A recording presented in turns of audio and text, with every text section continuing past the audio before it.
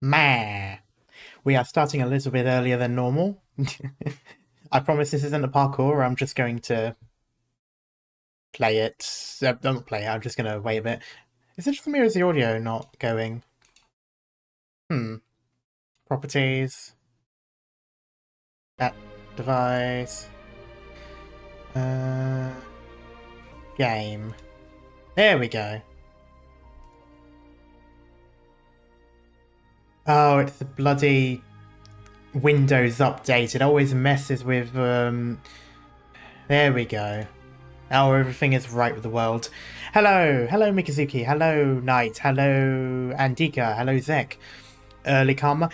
Just a little early. I figured I might as well start the stream while we wait until 7.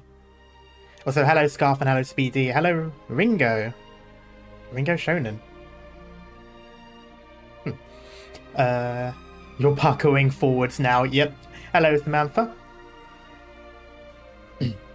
Actually on time this time. Yeah. We're getting there. So I'm just going to give it 5 minutes while I wait for Discord to catch up, wait for people to see you stream and come in. So I'm just going to do a little bit of extra. Also, we ended on a sort of cliffhanger. Yes, the shaft was rising, or perhaps it was the hammer. I can't quite remember. Just the shaft was rising. Jesus Christ, karma. That's okay. Anyway, it was taken off, if I remember correctly. Pop out chat. Put that to one side. You're looking good. Changed your hair. I am very interested in your reaction to the next couple story beats. Yeah, I'm looking forward to what's happening. Don't worry, the innuendos won't stop there. Oh, they definitely won't. How do I get rid of this emote thing? I hate this emote thing. It's annoying me now.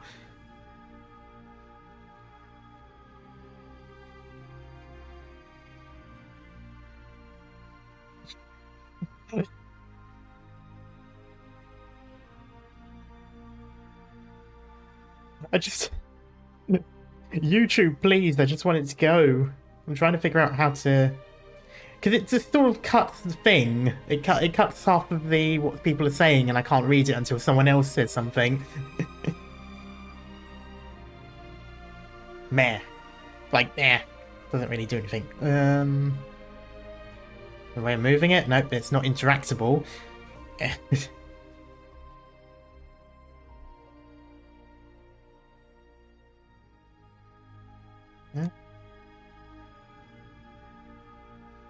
I can't remember. That's just going to stick there for a little while.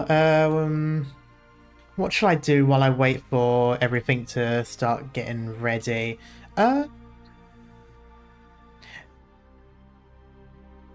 Feedback, send button. Your button stuck. Yeah, that, honestly, I would be surprised if no one's done that already. Oh, I know what to do before we begin. Headhunt. Because I have quite a bit that I can send in. Let's see what we get. Okay. I'm Melantha. Hello, Melantha. From now.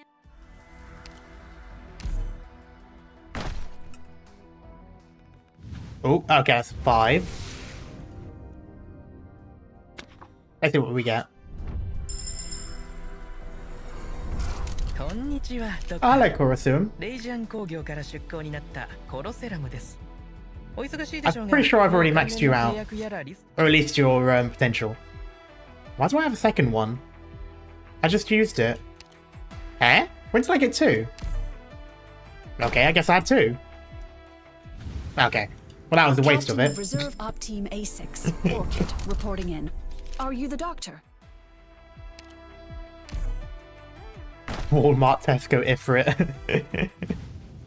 I'm Lava, a caster. Here to join you simply because I'm bored and want something to do. But I heard my... I've got enough for one more. Let's see. Nah, didn't think so.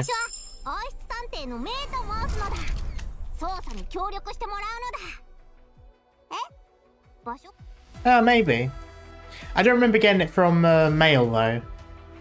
Oh, right, the monthly login, yes. Okay, now I get what you mean now, yeah. That explains it, because I got one from the shop. That one I knew about. I forgot that I got a free one from the thingy.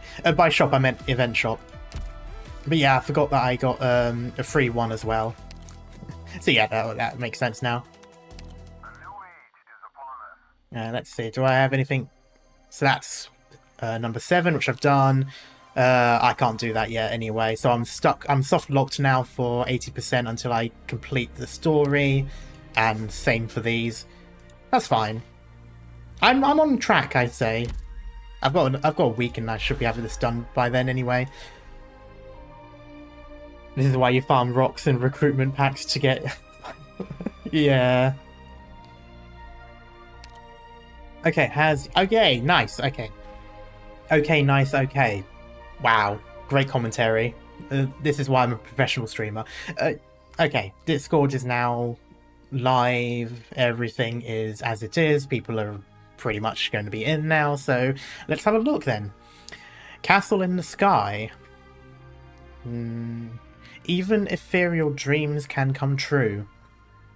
Okay, so these are gravity switches, and it's got the stones. So I'm guessing the planetary debris is going to be in the purple thing. Okay, that's two. I wonder if you can deploy on these tiles. They look like glass, so I'm going to assume it's like not Lone Trail, Guide Ahead, where you could, where it looks like you couldn't, but you could. Fast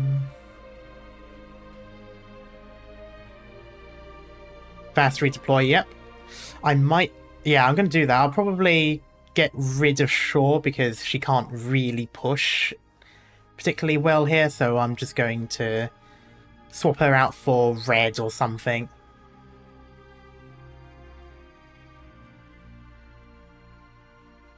Not on X tiles. Oh no, not on X tiles. No, I meant the glass tiles.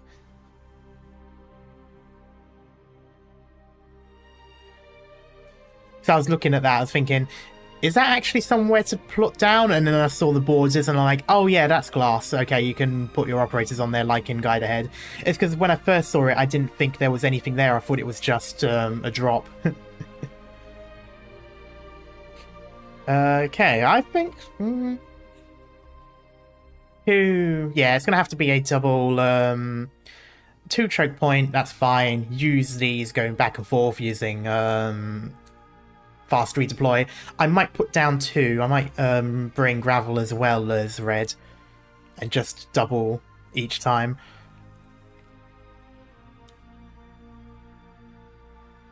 Although technically speaking, can't you have one on there permanently and then fast redeploy on one button? Because then when you take them off the button, the one that's there permanently will swap back to the one that's there permanently. So, technically speaking, I'll only need one fast redeploy to change, and then taking them off would swap it back, I think? If one button is pressed, the other is disabled, yeah. So if you take the person off it, won't it swap back to the one that was originally disabled? Enemies are going to go through those tiles, okay. I'll have to see how it goes, I guess. I definitely want to bring in at least one fast redeploy, so regardless of what I do, I'll need to do that. Damn. I still need to get you leveled up more. Where was I? Fast redeploys. Project, just do this one. Yeah, if someone leaves the button while someone is on the other, it will activate. Okay, good. So I might try to do that one. Infiltration successful. Enjoy stream, I'll be VOD gang for now. Okay. Have a nice time, Zick.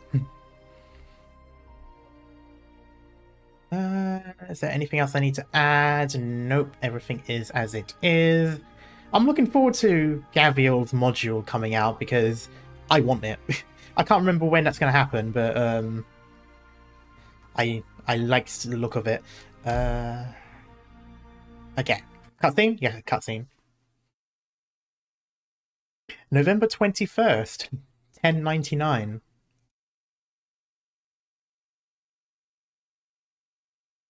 7:11 p.m. 7:11. Hammer, mission elapsed time, 3 minutes.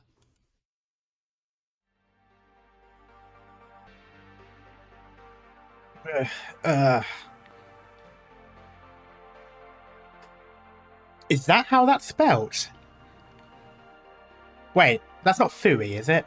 Oh, I can't remember. Maybe it is. I don't know. Ooh, freezing around here. Asshats keep shutting off the heaters. How many complaints am I going to have to... Oh, how many complaints am I gonna have to file before they realise we're here at night on overtime?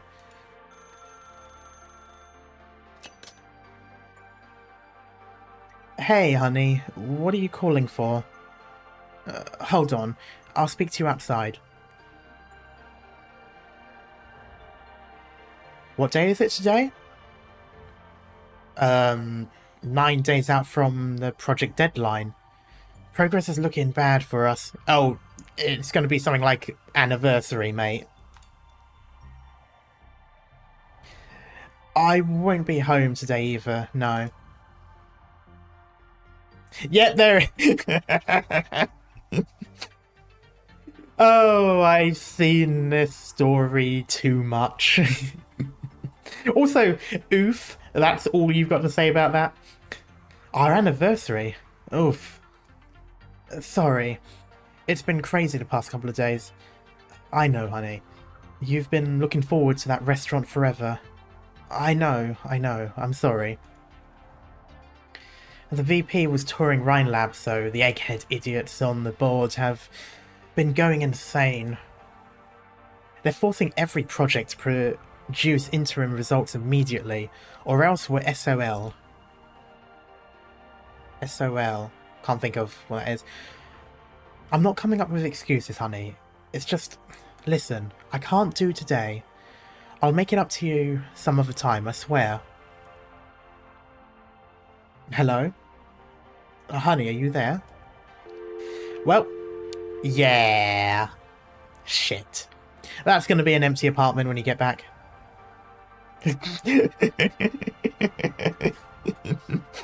Oh, you may get your wish, mate. If only something would just happen. Suddenly half the building is literally launching into the sky. Why won't the offices blow up? I mean, why won't goons rob a bank? Why don't Tremont's stupid city threads just snap in half? Anything. Night gradually sinks in. The office lights are set for another all-nighter. The shadow caging in this one pitiable researcher. He gives a shiver. They say snow's coming in a few weeks. Someone bumps past him out of nowhere. Okay, my fault for hoping. Eventually, he shuffles his feet, stepping back into the high-rise. Just as he's stifled his urge to stay outside a little longer, an irritating droning noise emits from far off. Hello, Ringo. So there is now 2 Ringos in chat. And hello, Loka. Oh. Catastrophe alarms, sounding with no warning. A PA demanding evacuation echoes through the streets. The researcher subconsciously leans to hurry his gait.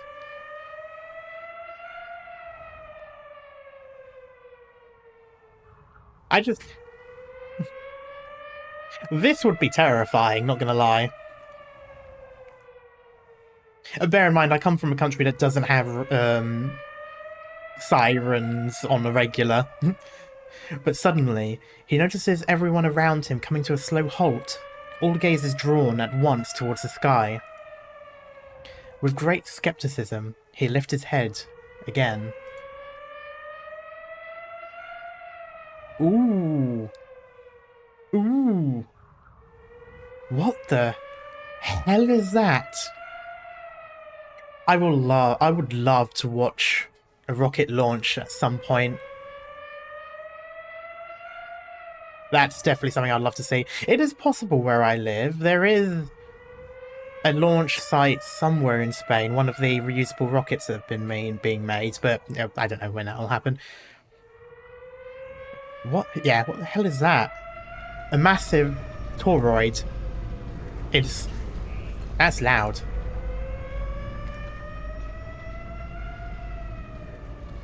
Just gonna drop that down a little bit.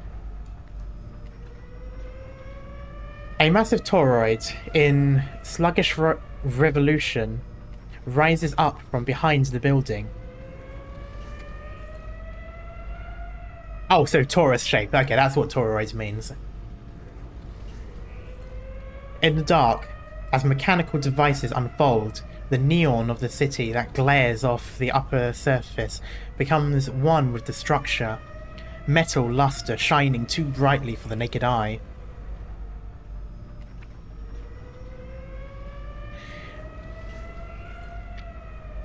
It is so imposingly majestic, so impossibly elegant, that it could only be the stuff of the most beautiful dreams ever dreamt. It pierces through the clouds, and inexplicably, it rises still. Oh, whoa. Some kind of ring?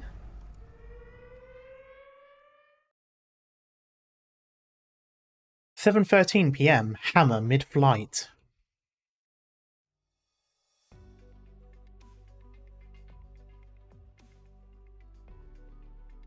It must be going relatively slowly for them to be walking around, but okay.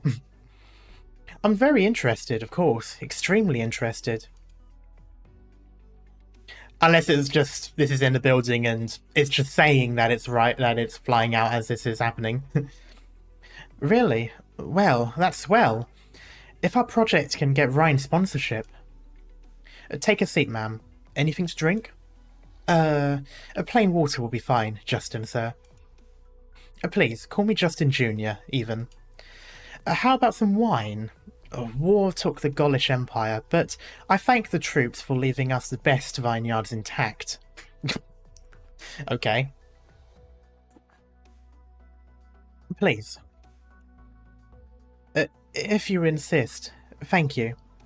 I just realised, champagne's been mentioned before, right? If I remember correctly. Does that mean there used to be a place in Gaul called Champagne, or Champagne, or whatever it's called?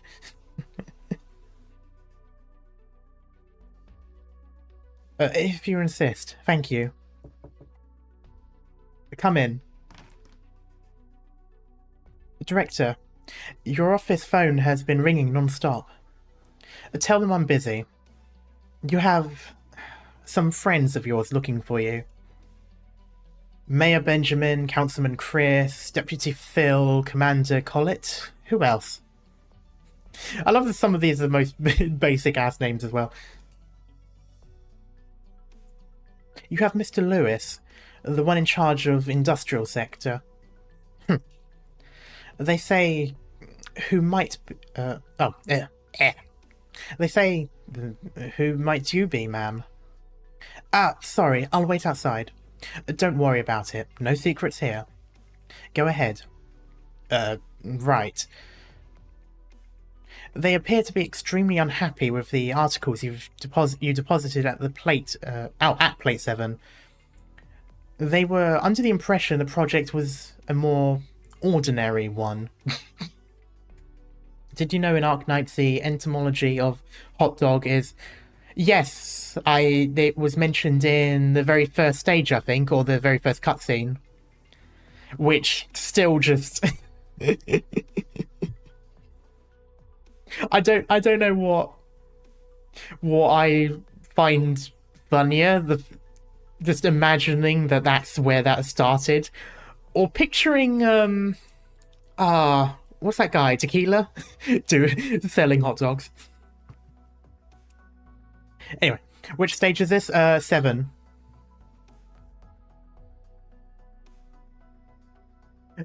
Yeah, I read it then. Commander Collett went to Mr. Lewis. I'm afraid all plate 7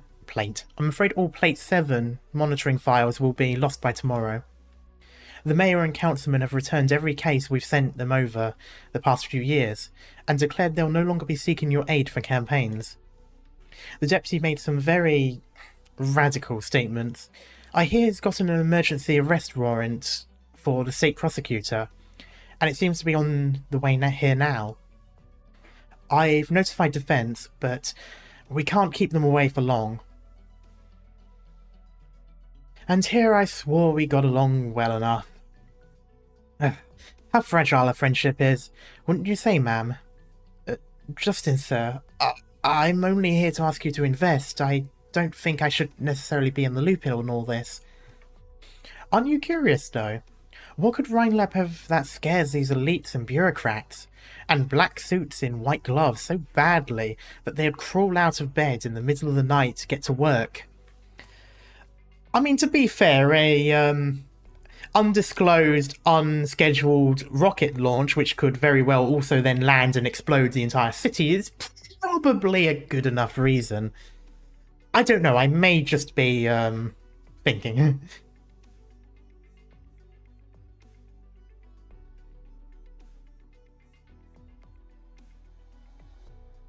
I don't know. A nanodroid that extends your lifespan forever or something?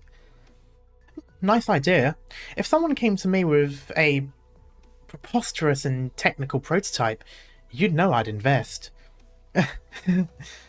I am wondering a little why you'd call me up, of all people.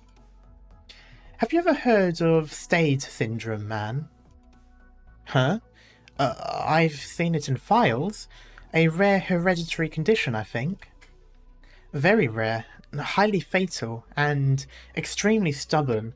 Sufferers of it aren't usually expected to live beyond 45, and more than likely pass it on to their children. I assume it was Rhinelab that developed... look, no rush to win your potential sponsor over. But yes, fairy tale ending. There's a miracle cure out for Stade syndrome. And while Rhinelab had no involvement in the research, it goes without saying that many have reaped the benefits. Pity it arrived a little late is all. Old Justin Sr. died of organ failure from Stade syndrome 3 days before they finalised the drug. Oof. Okay, so it's not around anymore, unfortunately. Huh. I wonder if he had the condition as well then. I assume he would have obviously had gotten the cure though. Justin Sr. He must be... Sure was. And his son, Justin Jr., was informed out of the big wide blue, after struggling in fear for a decade and change, that he could live like a normal human thanks to the med. Bam, the nightmare that plagued my family was gone, like it never even existed. Only later did I learn that the key element in the drug popped up when an intern researcher happened to mess up some reagents. That's fate. That's how it goes.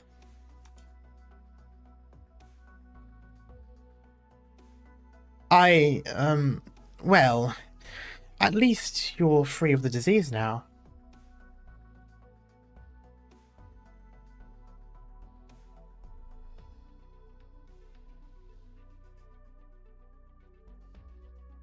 Because of a random dumb mistake?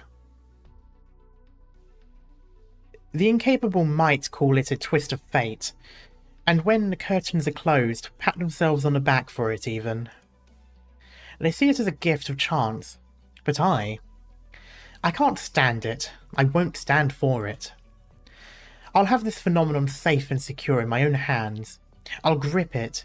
I'll control it. I'll dictate to it where it goes.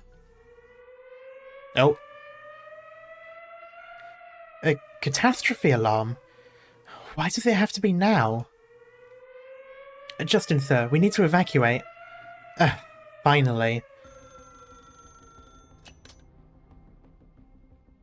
Justin Fitzroy Jr.? Well, if it isn't the Supreme Court, you finally got me. What is your pledge? I pledge it will lead Columbia forth. What guarantees that? Is my participation not enough? Your many friends are dissuading me at this very moment. They tell me Colombian law shouldn't allow your people continue in their unbridled ways. If a mere fondness for sending out cases of money does unbridled wait... I had to reread that. If a mere fondness for sending out cases of money does unbridled ways make, then what, pray tell, do Kristen's actions sum to? Justice, you told me that it's not for the protection of any sanctimonious ethics that Colombian laws work. Or Colombian law works. It must hew the brambles. For those who make forth. I'm already struggling here. I ask then, what's your verdict? I mean, a whole bunch of discoveries were basically oops, did that wrong. Well, I mean, penicillin was when someone's test got mouldy, and it was the mould that had the answer to it. I think that was penicillin. It might have been one of the other ones. If Columbia's court pales timid and weak, then I should see no reason why it deserves my further tenure. Much obliged. Okay, so they've got one of the Supreme Courts in his pocket, as makes sense. It is America. Was that just a Supreme Court justice calling? What research are Rhine-Lab even handling? Easy, easy. Rhine-Lab's no danger to the law. You're with a trustworthy firm. Is it, though? But... well, back on topic. About what I've been stashing in the jurisdictional care of my friends. Go pull the curtains, ma'am. You won't want to miss the show tonight.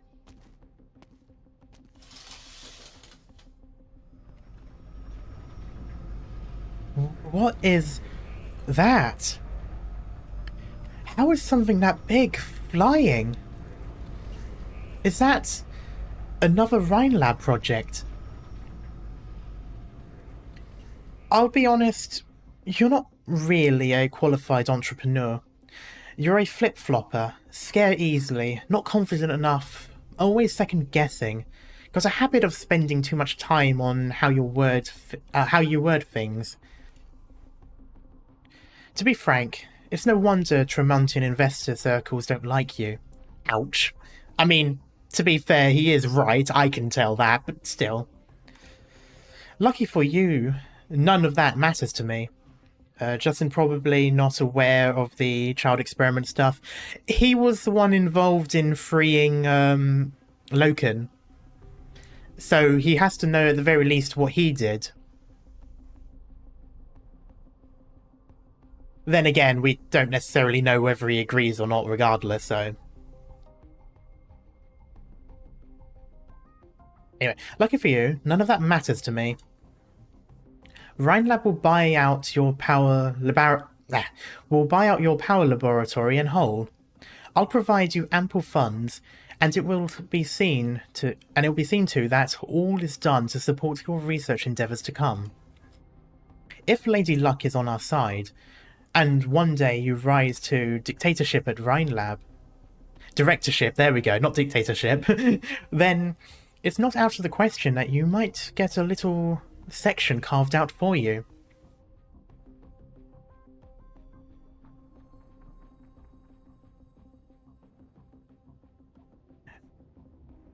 Just as our young Dr. Frank's got. That's...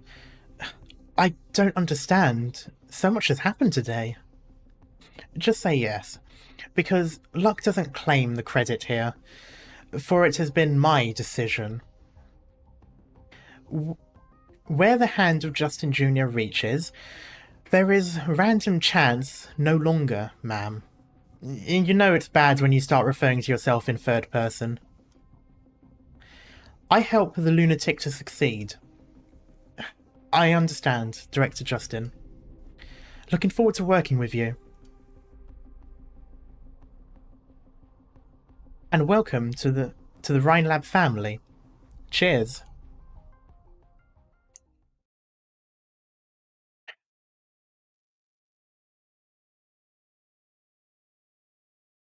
Well, that's interesting. Anyway, 7:25 p.m. Hammer mid-flight.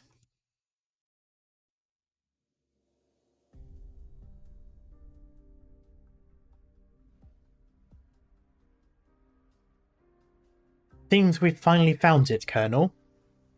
Irony. Bitch of a process, eh? We weren't anticipating Kristen would have another propulsion unit ready to go for Hammer. She hid the whole contraption under a garbage heap, and now she's sailed the damn thing through Tremount's airspace like she owns it. I mean, at this point she kinda does, mate. This is all my fault. No point in taking the blame now, Colonel. Things are all headed for the worst case. Hammer is still flying for Shaft, bound for its upper surface with an ETA of 20 minutes.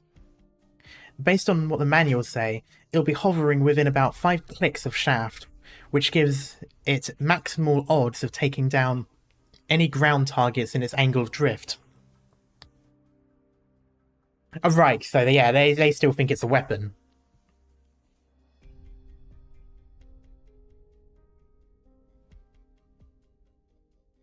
But of course, Arco 1 is in no suitable position to launch attacks or counter enemy positions right now. Our plans never extended beyond demonstrated feasibility within Tremont. Right, so as far as they're aware, it's a weapon, but it doesn't actually have any hard points attached. It's basically a platform, and they're frantic over the fact that a platform has been launched. I'll love to see their reactions when they find out it's none of that. Anyway, 5 clicks of altitude is something the average aerial unit just can't do. Your considerations were well comprehensive. Your considerations were all comprehensive outside of that blindsiding. Okay, there we go.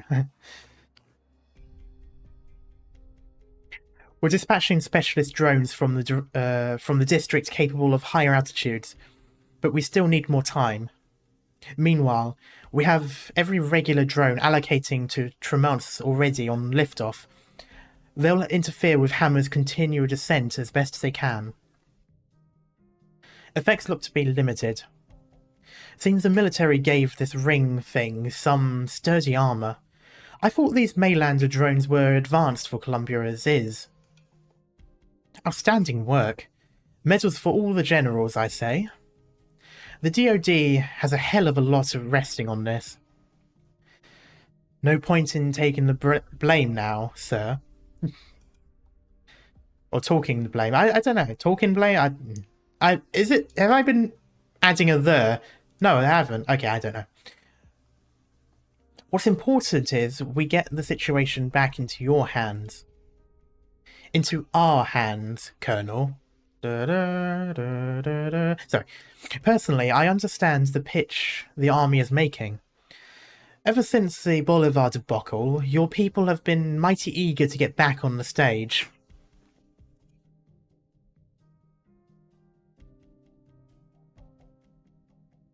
Yeah, it is taking. It's just, it could have also been talking blame.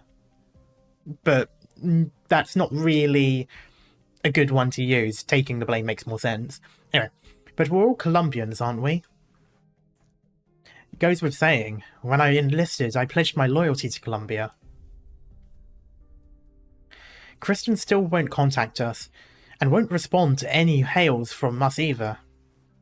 These aren't the actions of an opportunist or kidnapper. But if this is a bluff by the military, we can't say anything for sure. All we can be thankful for is, no matter what she intends to do, the shaft is still under our control, and always has been. She has no way to... Well, here comes the she has a way to. Sorry, Mr. Vice President. Let me proceed. Colonel, it seems your people have some urgent news for you. It's me. I'm with the Vice President, right? Charging? Haven't we been in total control of the shaft this whole time? How could it... Shut the whole shaft down immediately. You can't? What do you mean you can't? Oh, you can't, rather. How hard can it be to find the goddamn switch or breaker or whatever and just flip it? Pull out the wires, kill the power source, do whatever it takes. I don't care what facilities were damaged. What? You're telling me you've done everything you can, and the shaft has not only failed to shut down, its goddamn energy readings are still climbing? Bring every ounce of explosive we have into amounts. Blow that thing to kingdom come. It's already charged. And if you blow it up, the energy dissipation will level the entire city, Colonel. That's what Maylander's agents are telling me.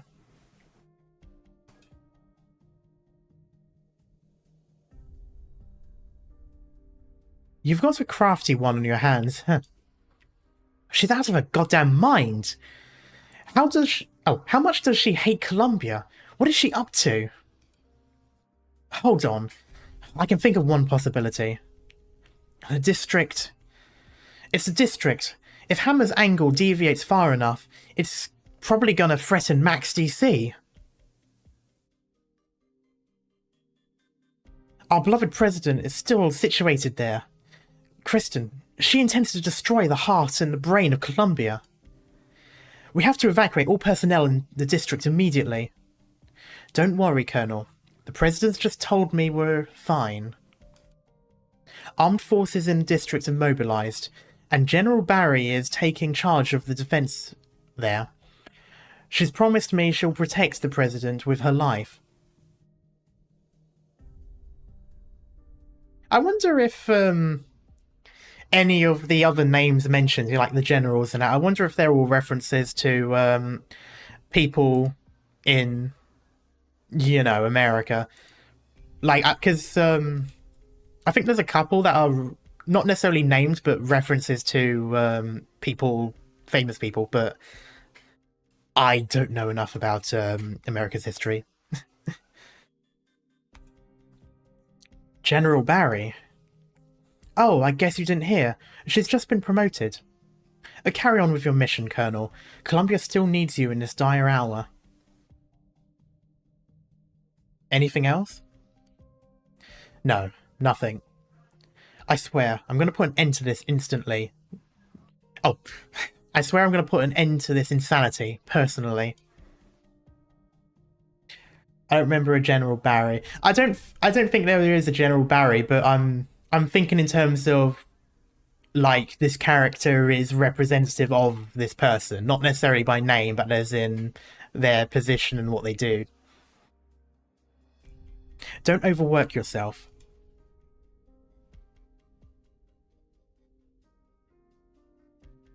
If you'll excuse me.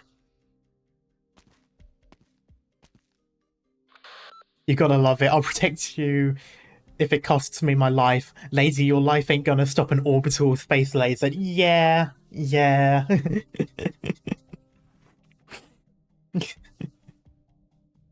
that sort of I will defend you with my life thing kind of only really works with, like, you know, up close and personal.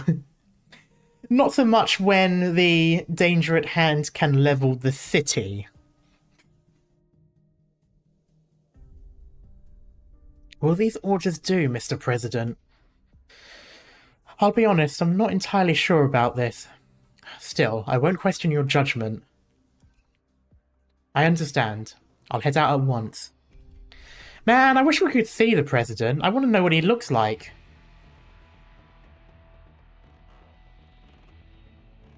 You see that? What is it? Is that what the brass is after? I'm sure he's a high-flying bastard. I should try to be a little bit more American with how I talk. Where's it heading? Out of the city.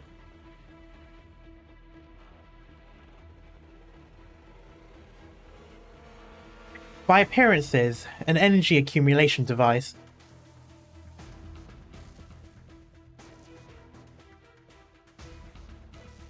Out of the city? The shaft?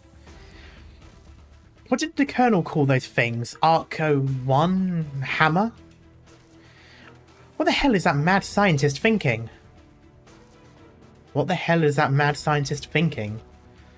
Idealism, obsession, curiosity, initiative.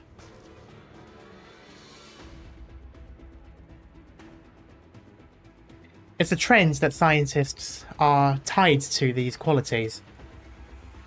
Silence will admit, as a scientist herself, as a former Rhinelab employee, that when she first caught that tremendous megastructure rising to the sky, she felt a faint tug on her heartstrings. A mortifying sense of pride.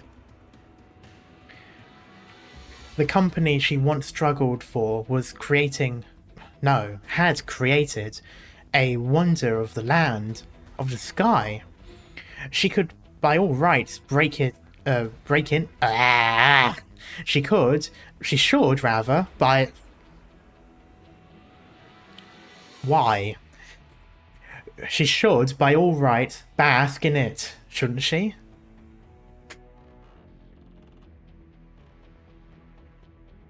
Barry Goldwater was a senator responsible for today's organization of the U.S. Armed Forces with unified combat commands instead of traditional branches. Ooh, that would be interesting, a up and rising general having the same name as that. I mean, it could just be coincidental, but that would be interesting. So that's the person who created Combined Arms, at least in America.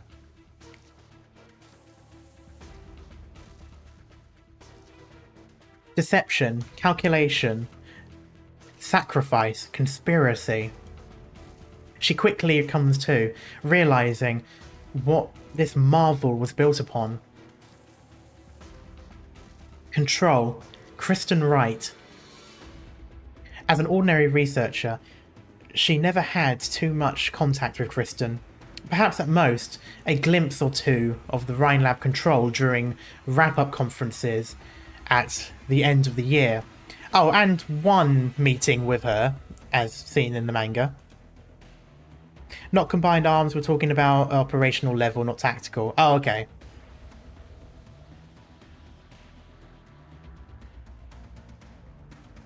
She still remembers the look on Kristen's eyes. Her eyes.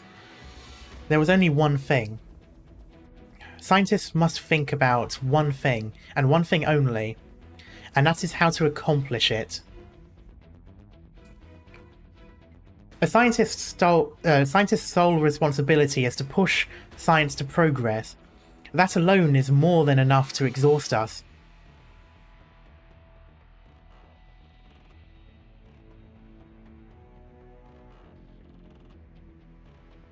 And where is it that progress lies? Goldwater is quite an interesting name. I wonder if it has anything to do with the gold rush. Because normally you would figure out where an area is by finding gold in rivers and streams. Or if maybe the name is older than that. The name could be older, to be fair. Whenever Columbia's wastes see rain, the vegetation quickly turns to overgrowth. When people hand down decisions from high perches, dictating what plants are of use and what should be disparaged as weeds, it never sits well with me. We need to admit, no matter what, that should not be described as progress. I love the two soldiers that are standing there are probably just like, ma'am, this is a Wendy's. Oh, just, yeah, I think Ikara's mentioned as well. Silence here monologuing next to the soldiers who have no idea what she's talking about.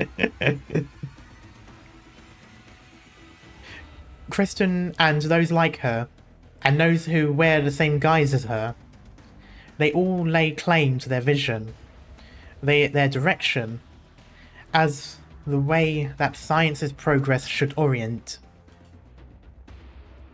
She wouldn't dare say she understands a secretive, elusive control, but she understands the rest of them, and the respective costs of their journeys forward. Who will define progress? Who will watch over it? Hasn't it seen too many sacrifices beneath its heels? Sacrifices, Jesus. Science must progress, of course. I'm a researcher myself, I sympathise as such. But we must be aware of the nature of the costs therein. We must be aware that science does not solely serve personal ideals nor obsessions.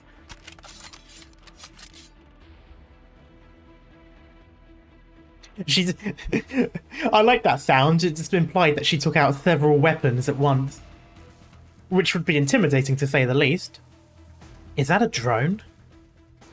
Researcher, what are you doing?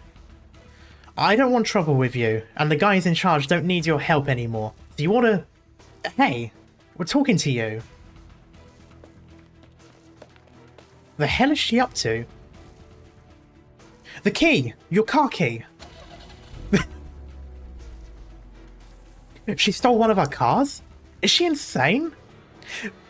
I like to imagine that they haven't even started running to her. They're just standing there watching and they're like, huh? Like something out of Red versus Blue.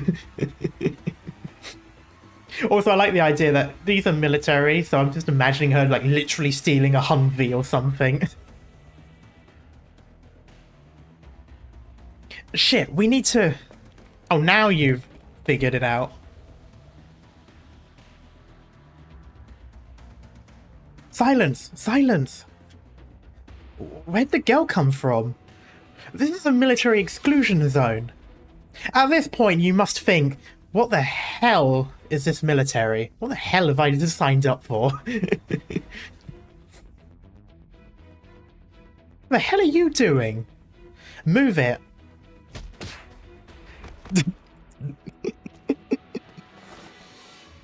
Literally soldiers from Red versus Blue. Ugh. Give me your car key too. Hang on, Ifrit. You can take her.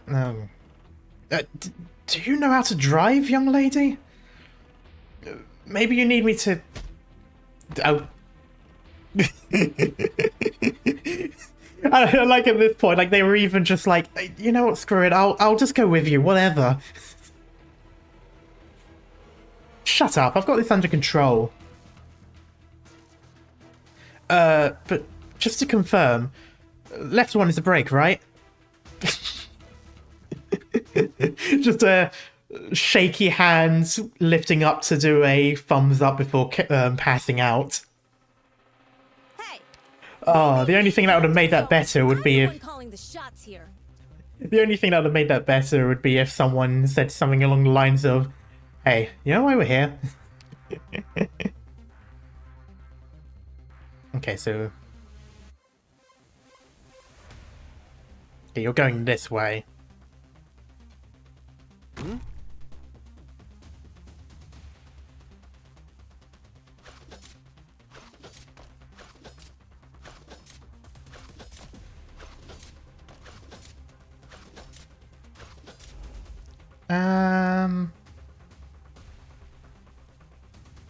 No, that's a bit dumb. That's better. Your orders.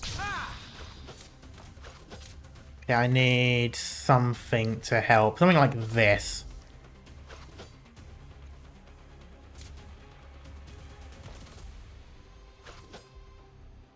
Solid positioning. I should probably put someone in at some point.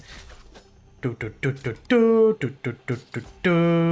gonna wait for these two. Speed from shadows. Ah, They're a little bit too Simple slow. and clear.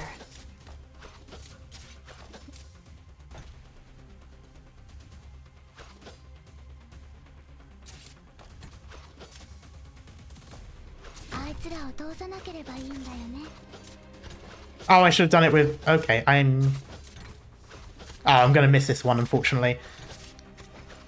Actually, that is unfortunate, because I need something to do here. Oh, no, she's killed it.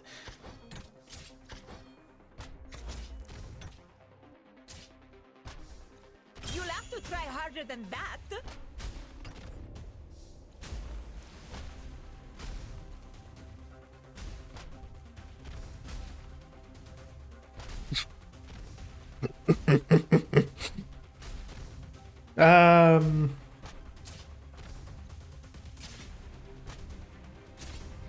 Show me what you got there. Fear not. Here I come.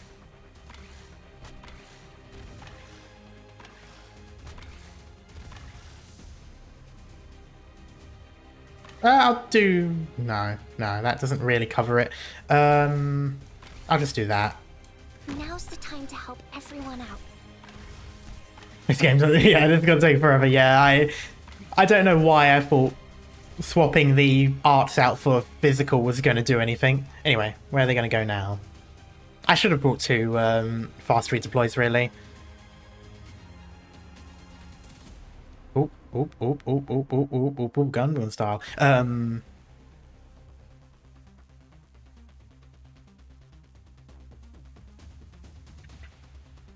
I'm gonna wait, actually.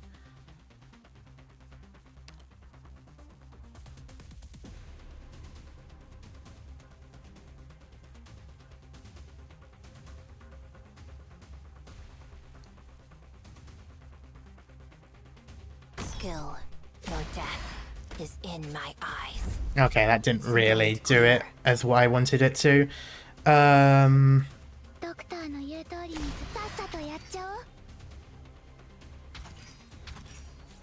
Doctor, leave the big guy face me! I'm so dead. Get away from me, please! No! Damn it! Let me... I messed it up. I was gonna do a thing and then it... Your orders, please. Skill, no way out for you. There we go. And I'm glad Golden Glow slowed the other one down so it got both of them. Oh, I'm gonna struggle with the timing. I definitely should have brought two, I should have brought two of the fast redeploys.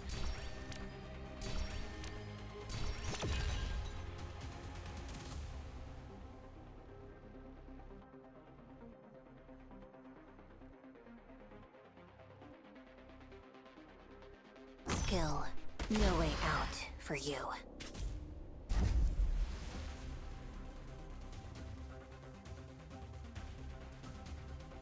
Cannot time the balls. It's not my strongest suit. That would have been a good time to do that as well.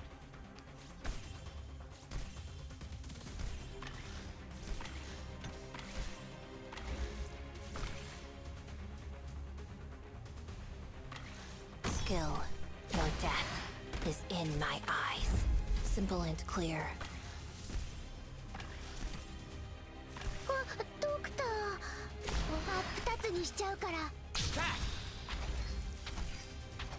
I'm so dead. Get away from me, please!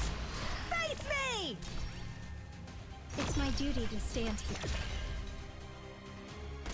Your orders, please. Wait, what made... Ooh, okay. That was interesting. Oh, the guy sat down there as well. That was good timing, I'm not gonna lie. Speed. Distract them. Hurry up.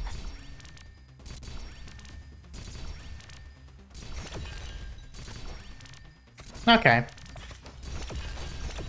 Nice. I got a little bit better at timing the balls towards the end. Oh, hello, Calcit. We already had a particularly long cutscene. Doctor, we need to leave immediately. I found Kristen's energy source. Things aren't yet irredeemable. The worst case possibility I anticipated has not yet come to pass. We still have a chance to stop her. What's the sarcophagus doing here? Kristen's plan requires mass amounts of energy, the scale and purity of which are both beyond any modern Terran's grasp, or even their imagination. Oh right, of course, I forgot the sarcophagi are energy sources. Right, of course, because that's what was powering Chernobog. I completely forgot about that bit. I remembered what the sarcophagus did to people, but I forgot about what it was actually doing. Or what it can be used to do, anyway. Wait, but didn't she have, like, tons of them? That's a lot of energy. Especially if one was enough to power a city. So she's exploiting the sarcophagus' tech. Just say sarcophagi. I don't know. Oh no, because it's a singular one. The sheer vastness of this energy is more than a sarcophagus can provide too. So why is she... I said, more than a sarcophagus. I hadn't anticipated there being... I hadn't anticipated there being in Colombia. Buried right beneath these wastes. Doctor, I need your help. And your help is all I have. But, Rosmontis? Combat has concluded. She won't be in any danger. I ask you to have faith in her. She may still be a child, but she is nevertheless a Rhode Island elite operator. And I ask you have faith in the time you've spent with her. Whether the operation in Chernobog or her days aboard Rhode Island, not one moment has been for naught. And these experiences likewise mould her even now. She will make her own choice, and we can only respect that choice. But right now, it falls to her, and so it falls to us too. 7:45 PM. Hammer, now at upper shaft. Oh, hello.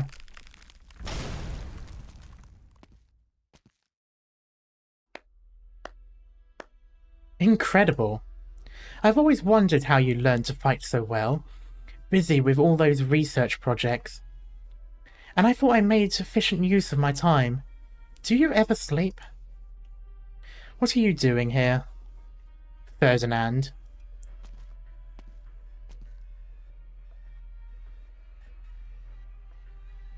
You took the words right out of my mouth, Saria. After forcibly entering a Tremontian military spec ops bureau, what could you possibly be doing?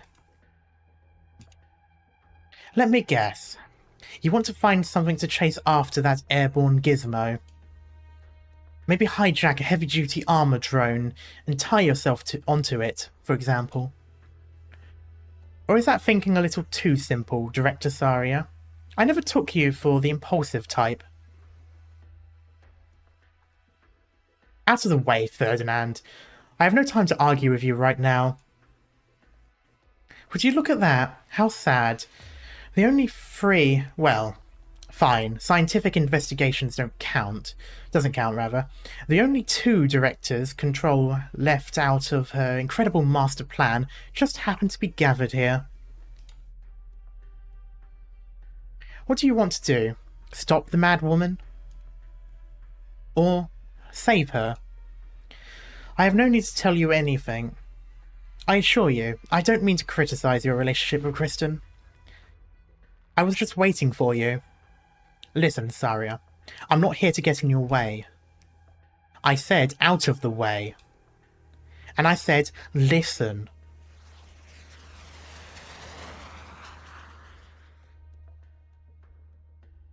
That's the sound of an aircraft. Ferdinand, where is that from? That one from. The Horizon Arc project isn't just that super weapon Kristen's floating through the air.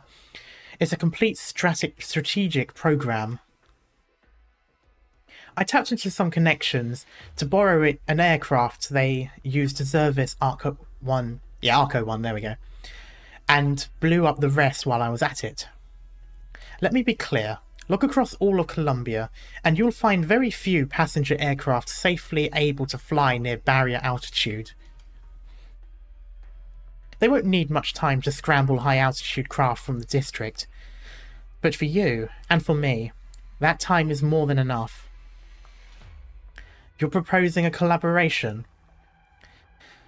You believe that you're seriously qualified for this, rather. There's the same old Saria I know. As though you'd have the ability to quell every single problem, even if I wasn't there to help. But I don't have a single shred of doubt about this. In your own words, there is no reason we should clash. Hammer has reached the shaft's aerial space, and the shafts began accumulating energy. If we let this situation unfold as is, then no matter what Kristen's up to, this will end with the Department of Defense exposed to the winds of scrutiny. And I'm sure we all know how Rhinelab, as an accessory to it, will end up. And whether it be as clandestine military proxy, or a former director of Rhinelab, you'll be finished, Ferdinand. Exactly. But I'm not about to give in. We can still make it in time. We can bring Hammer back down again in a safe descent before the energy excitation, and then there will be room to pull everything back. And is it your life you're looking to redeem, or Rhinelab? Does it matter? You have to be franker than that, Ferdinand. You've been ready for this aircraft. You've been anticipating that Kristen would get this far. Here I'd thought the busy work at Defense had ground away all your researchers' insights. Still, I've been ready for less time than you think. Do you honestly believe this adventure of yours will rescue anything? If you didn't think so, then why would you be here?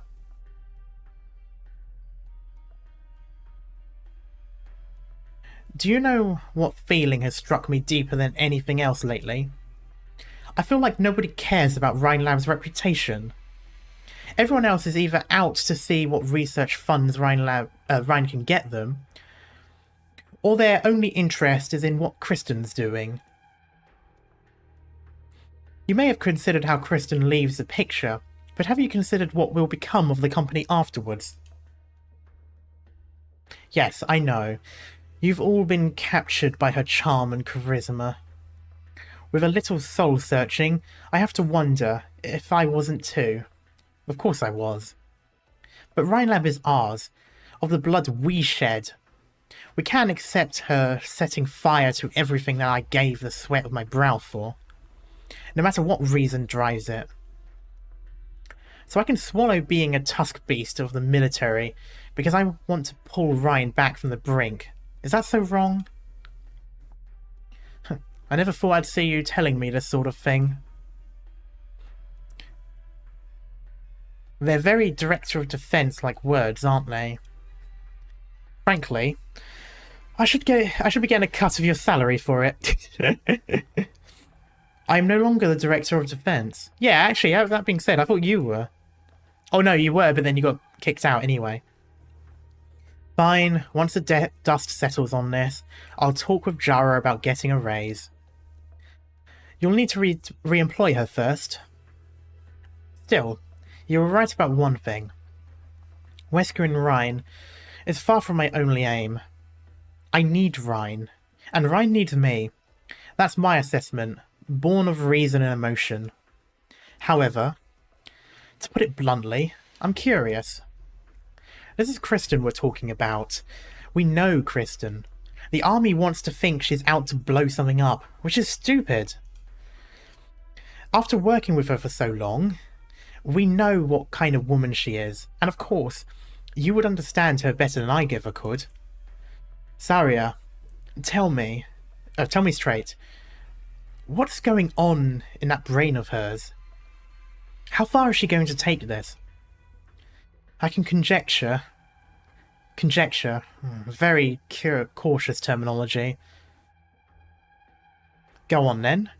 Are you conjecturing or not? Those drones currently are on the attack may be unable to pierce Hammer's armor for the time being, and cannot reach this altitude to hover. But shooting down this maintenance aircraft of yours would be simple enough for them. My guess is, the military and mainland are deploying even greater firepower right now. Specialist drones capable of even higher altitudes. Even landing craft to convey troops. Their involvement in the front line is only a matter of time. We need to get your little craft, with near to no armour and not a single weapon installed, straight through a net of drone fire. This definitely carries a little risk. Just a little. Just a small amount of risk. You know, no factor. I'll pilot. Oh yeah, that would definitely make everything fine then. Plot armor and all. Suit yourself. Are you actually able to run this thing though? The left one was a brake, right? I learned once in college. 7:50 p.m. Hammer, altitude 3,000 meters.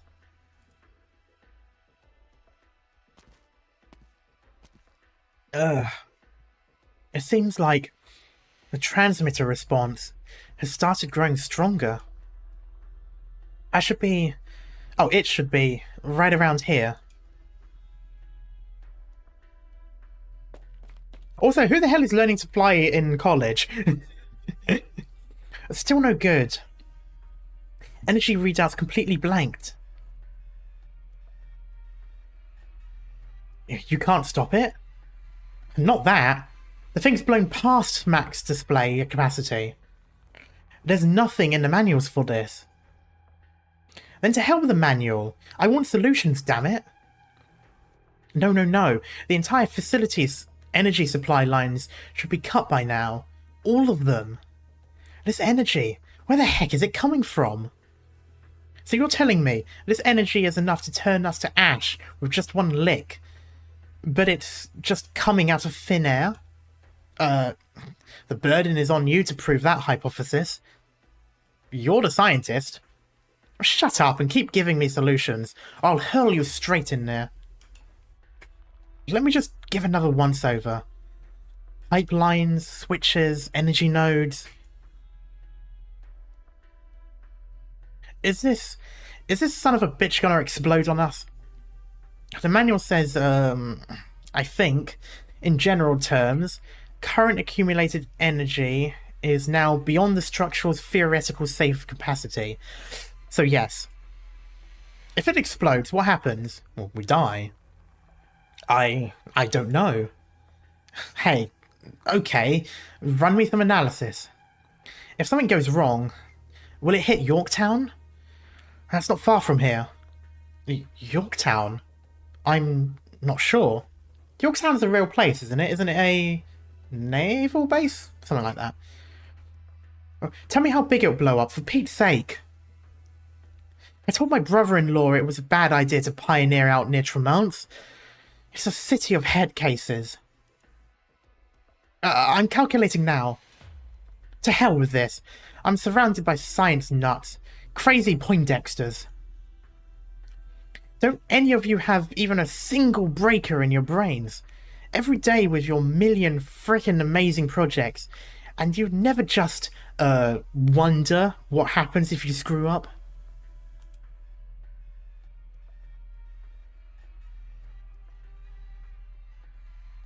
The minds behind Tremontian science, and you build this giant bomb that activates itself, and you literally can't even shut it down? I wasn't on this project. I got temper science to work on this by your colonel. Ha! I would have definitely tested this thing a few more times myself. Zip it! I know you people too well. One little teensy-weensy hint of success and it's like you're on a goddamn blind... like you all go goddamn blind.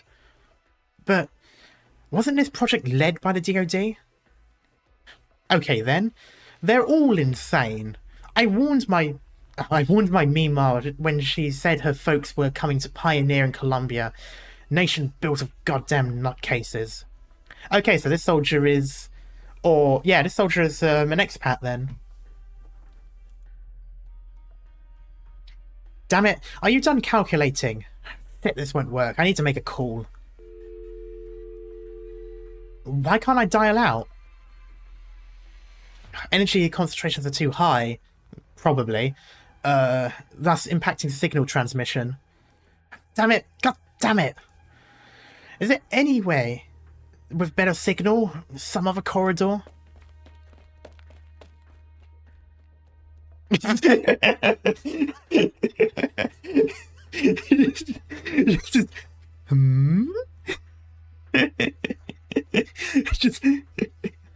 just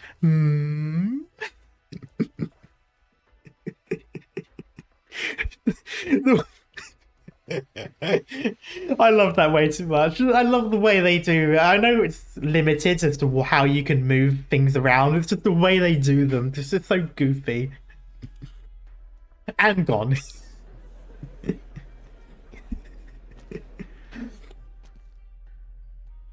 This is all fallen into chaos. Energy transmission can't be halted? Just what is Kristen trying to do? Transmitter response is still growing stronger. It should be that the transmitter Professor Parvis tuned is all aboard Hammer. So why is there such a strong reaction here too? I have to... Oh. Is there a passage anywhere? I need to keep heading down.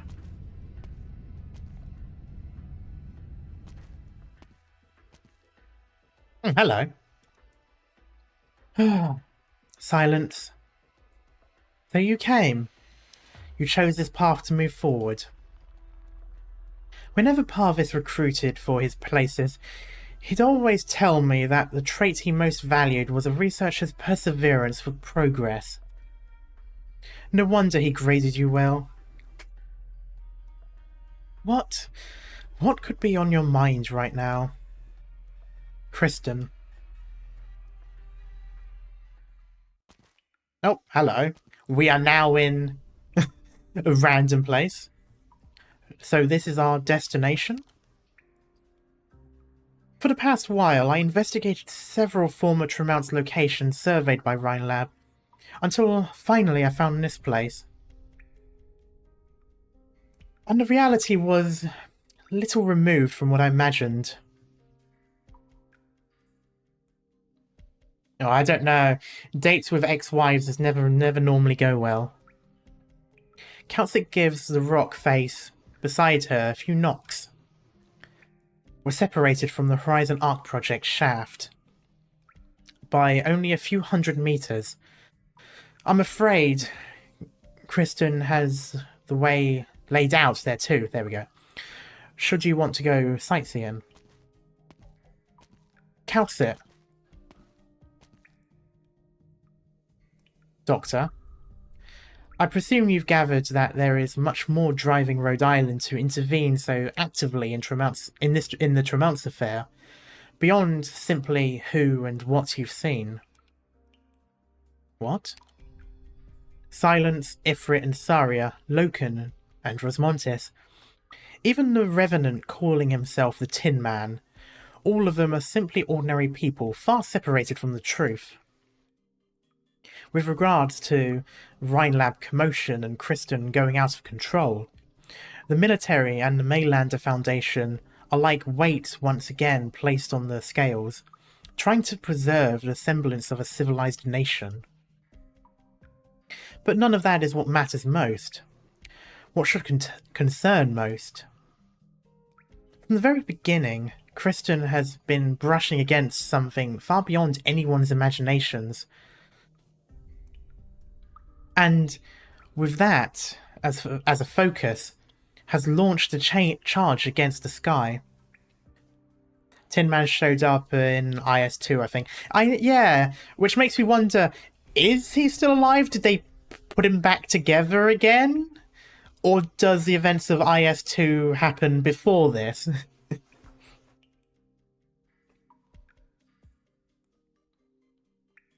Okay, let's see then.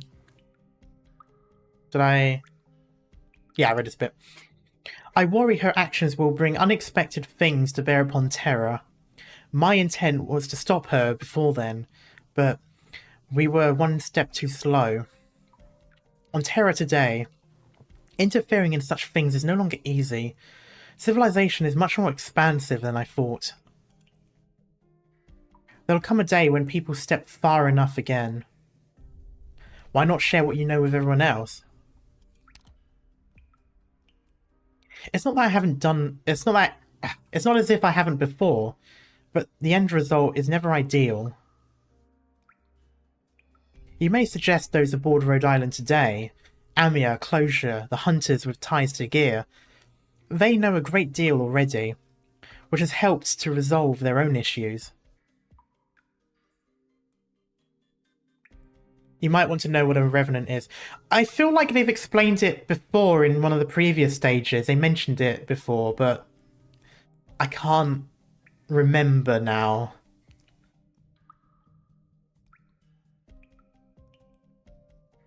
Anyway. Read this bit. Yep. But when you plough the fields, you never pay mind to why the horizons form as clouds, rain, and lightning, yet perhaps you may want to know when the next storm will come. The arrogant acts of noble politicians versus repeated catastrophe, the forecasted yield of crops versus new tax levies. These things that ground life. The reality is, countless have no regard for even that much. They simply do not care for the fates of others.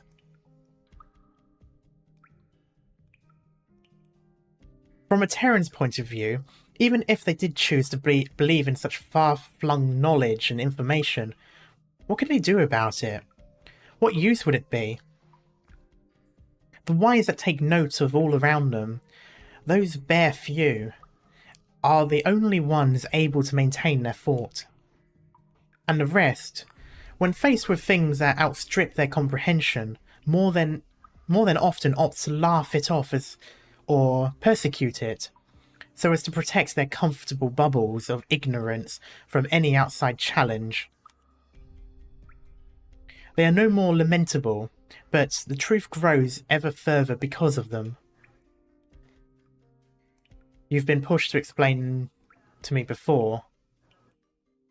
Yes. Just promise me one thing, Doctor. Go on. No matter what it is you find next, and think next, do not let it shake you. I am by your side. Oh. Well, you know something bad's going to happen when Calcit is actually saying she's by your side. If you choose to... No, you won't. I trust the you that accompanied Amir and Rhode Island to today, and I trust that you're prepared in your own way. Ooh. So it has reached a point now where she trusts us, or the way we are now versus the way we were before. Despite how inescapably scarce our remaining time is.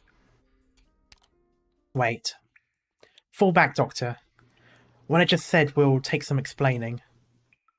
You follow Calcit's gaze far, to where a dangerous silver glint perches atop the rock.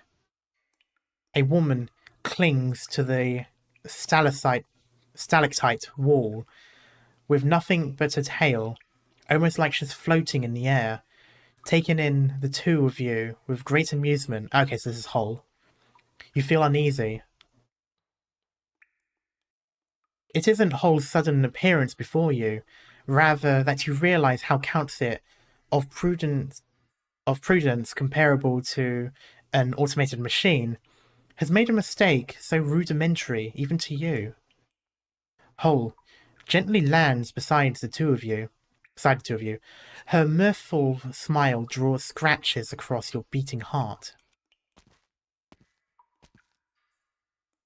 I thought you were more cautious than that, Rhode Island physician. But to be fair, I'm surprised you two managed to find this place. Kristen never even told me its exact location. Cthulhu. I'm just calling it that. Betraying the Maylander Foundation is tantamount to funeralizing your future in Colombia. What Kristen promised must be far more generous than what Maylander could give you. You and your clan chose a path of no return, and you're trying to find the source of your race's power from control and Loken's research. I advise you to stop. This is not pursuit of the historical self. It is simply self-destruction. A vast time has elapsed in which the Elders have lost their legendary powers, and now, compared to the remaining ancient races, have no countless speeches interrupted. Hol's tail is quietly pressed against your throat. Yes, there's a sort of pressure to your calm expression and tone of voice reek. One that makes your database of a brain capable of turning words into weapons. But you know that sometimes speechcraft just doesn't work. The sarcophagus from Loken and the files Kristen got from who knows where are enough to round off this dream we've had for a long time. A dream filled to bursting with power and might. Don't you go into the sarcophagus, it will make you a monster, and I really do not want to deal with 2 boss battles in one event. Look at this now. Look at me. My plumage, my flesh, my tail. Memory tells me how it's all begotten my blood. A high blood by any other name. The Cthulhu blood. I can't be bothered to read it.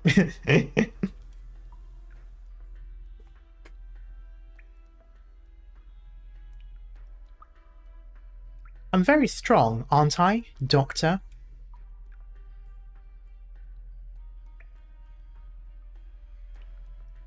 Can't deny it. I don't mind your composure one bit, but you see, if I felt like snapping your neck, then I wouldn't take much effort to do so. I remember it happening just like before.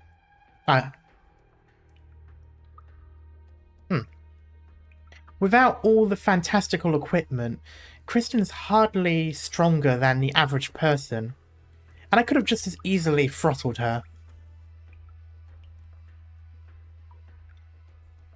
But she downplayed, minimalized, rejected power.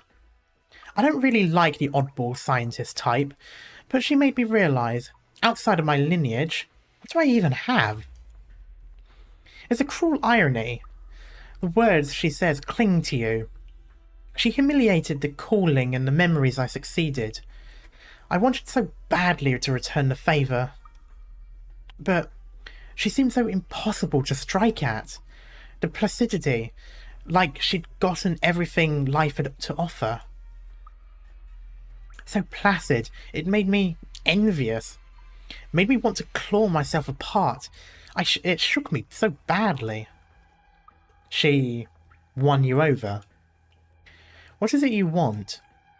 I want to see how she ends, to guess her true intentions, to unearth her legacy, and then I'll scratch away every last little thing that made up her mind when she ridiculed me. Maybe I'll find the answer, just like that. Before I return to my longed-for age of, unrivaled dominance, I want to know, in our modern sense, what worth that has. What worth I have. This is what I, Hol, want to do. I hope you won't get in the way, Doctor, Dame Calcit.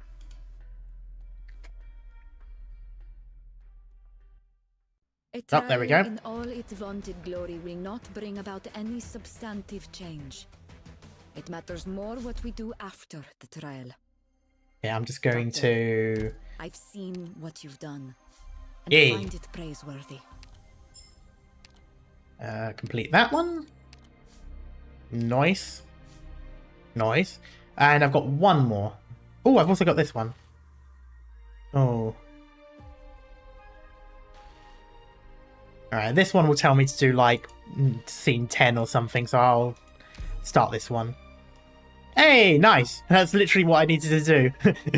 I chose right.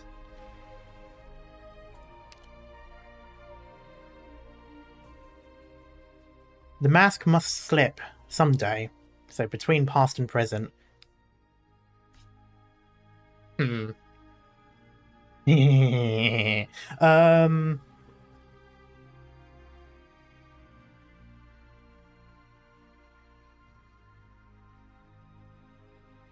Pinball time, yeah.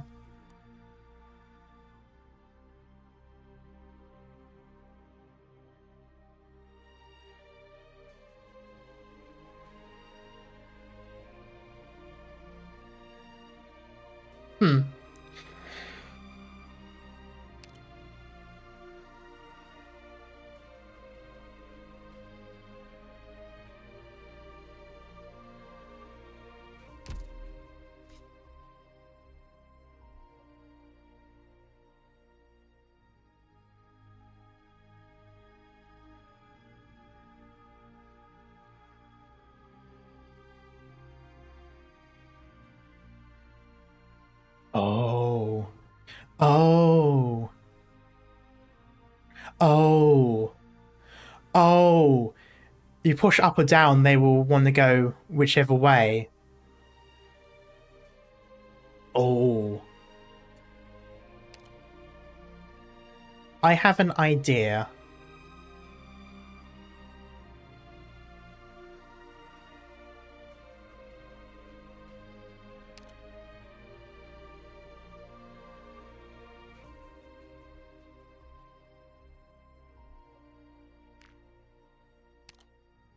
You want to I have an idea.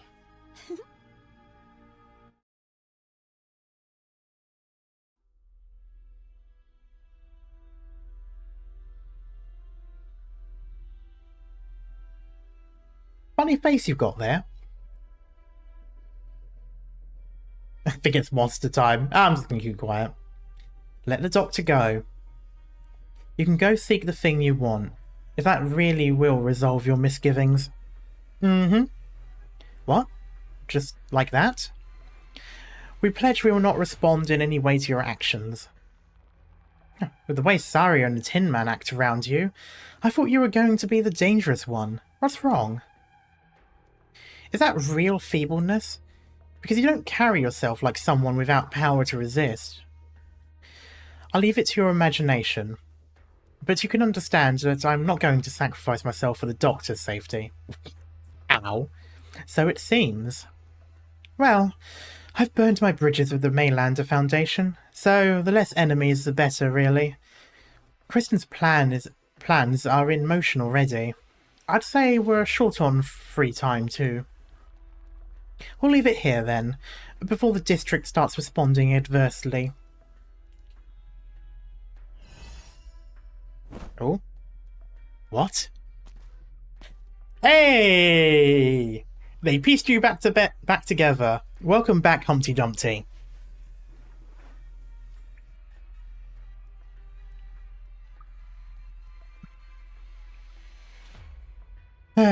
Quite right. It won't do for the district to be in true naked danger. We need to accelerate our gain of the situation. And given you betrayed the Mainlander Foundation, we really shouldn't let an outsider settle this for us. And that means you, Dame Calcit. You're not that stupid. You indulged whole intentionally, looking to seize your moment to act. Oh, so you guessed. I'd pursue our traitor? How nostalgic. To be exploited by the Dame once again.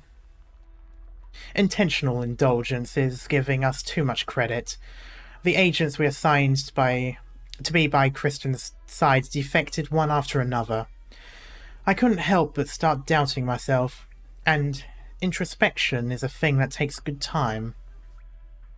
As for the lives of the two of you, madame, haven't you been too careless? If you unleashed your jet-black vassal, surely restraining her wouldn't have been difficult. This is not the place in which I can use any weapon. We are already on top of it. That statement of yours is enough to draw considerable attention from the Maylander Foundation, Dame Countsit. Unless you're mystifying us on purpose.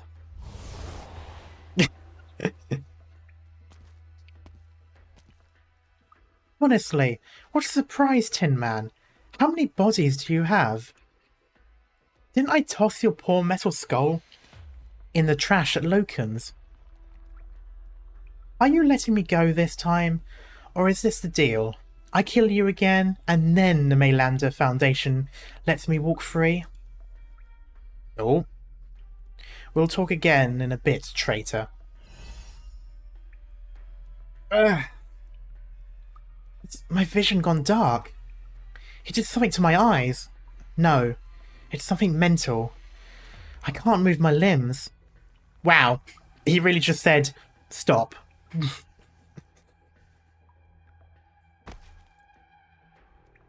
Okay. So he may have been caught out by Sarkaz's witchcraft the first time, but it seems like he's got his own to dole out. It seems art still works here. Originium arts are not within the scope of the weaponry sensors. Furthermore, even the full powers of a Revenant would be unable to damage their critical components in the slightest.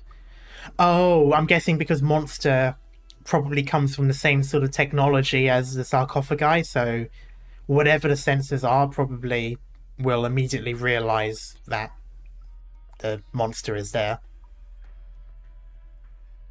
Because I'm assuming all this was before Originium Arts was used. So it wouldn't recognise it, I'm guessing. Furthermore, even the full powers of... I read a bit. Then what about the Originium bomb and the arts unit in my pockets?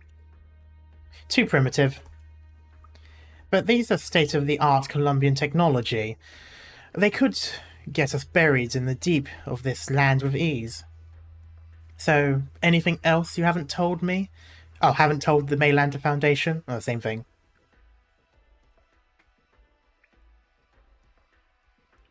Are we not able to come together on this?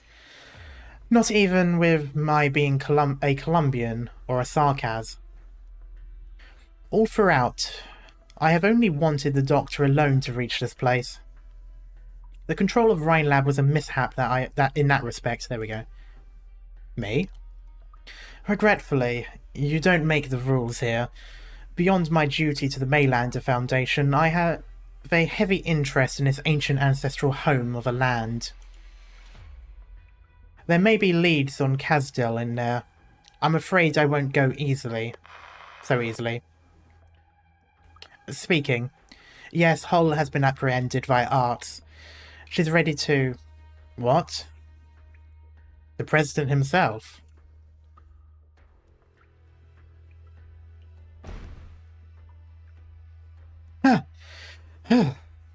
Looks like your arts aren't all that secure, my dear employer. Oh, it seems I have underestimated Hull. Roger that. I will, of course, obey. See you later. Isn't it strange, how you can break free of such witchcraft by brute force? Your average campaign knight a century ago would have been frozen on the spot. That voice just now, it was a Sarkaz witchcraft? You...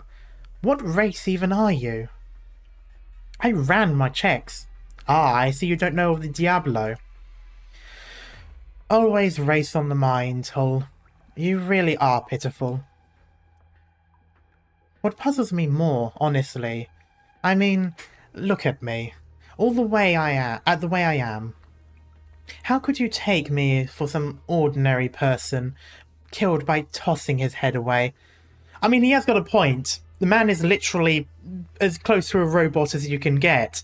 There ain't many of them. Well, yes, you have a point. So, could you put yourself back together if I crushed you?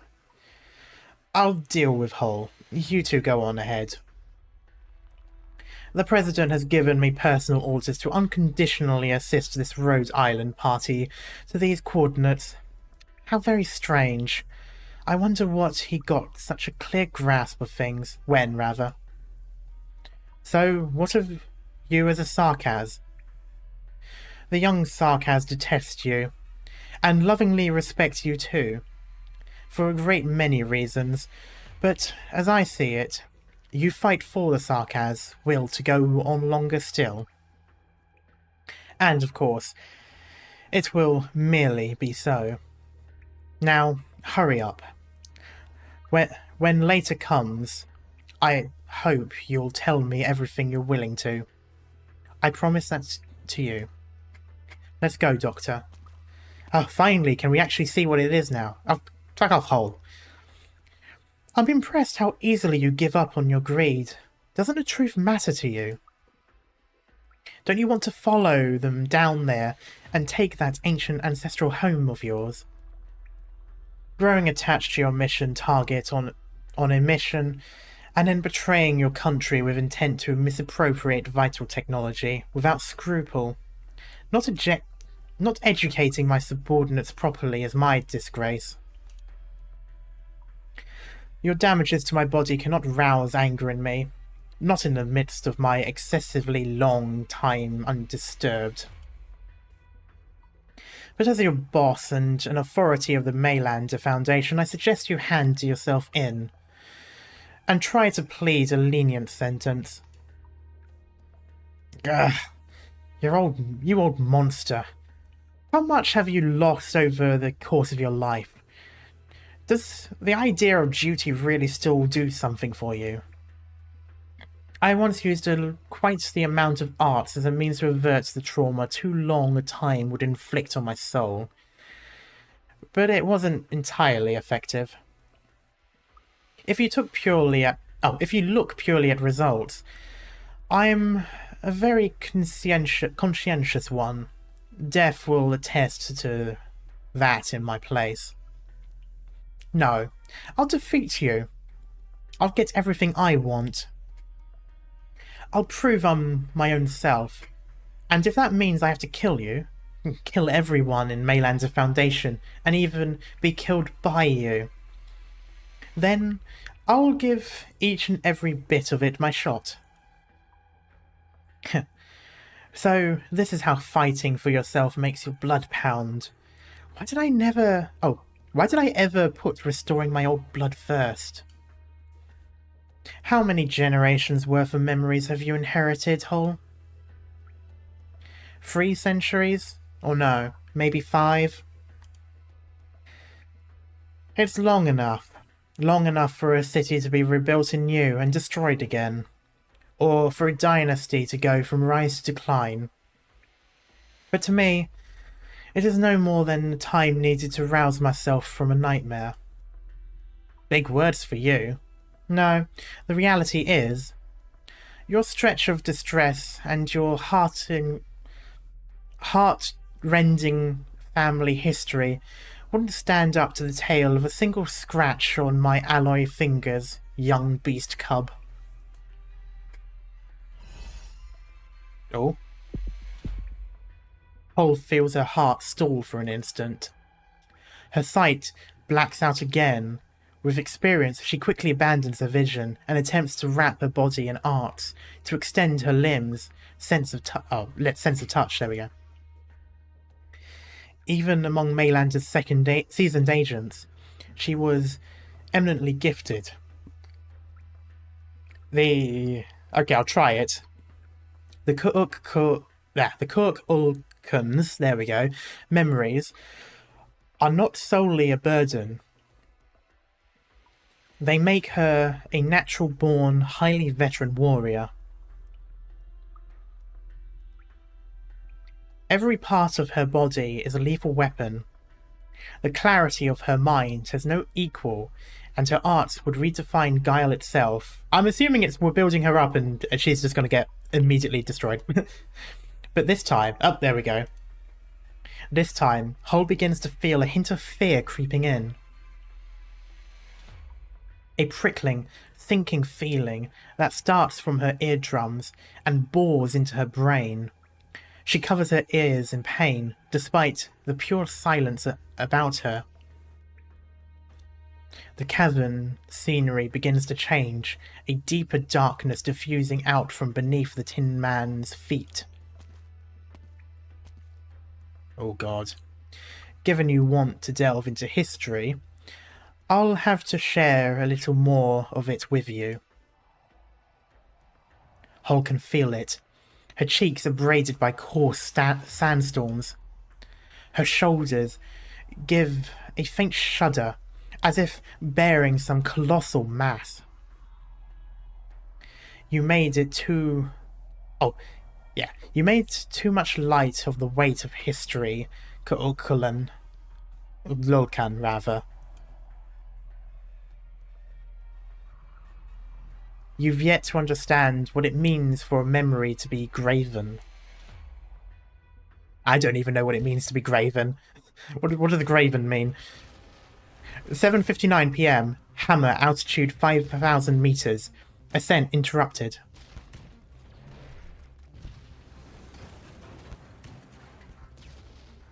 You said you know how to pilot this thing. Hold on tight.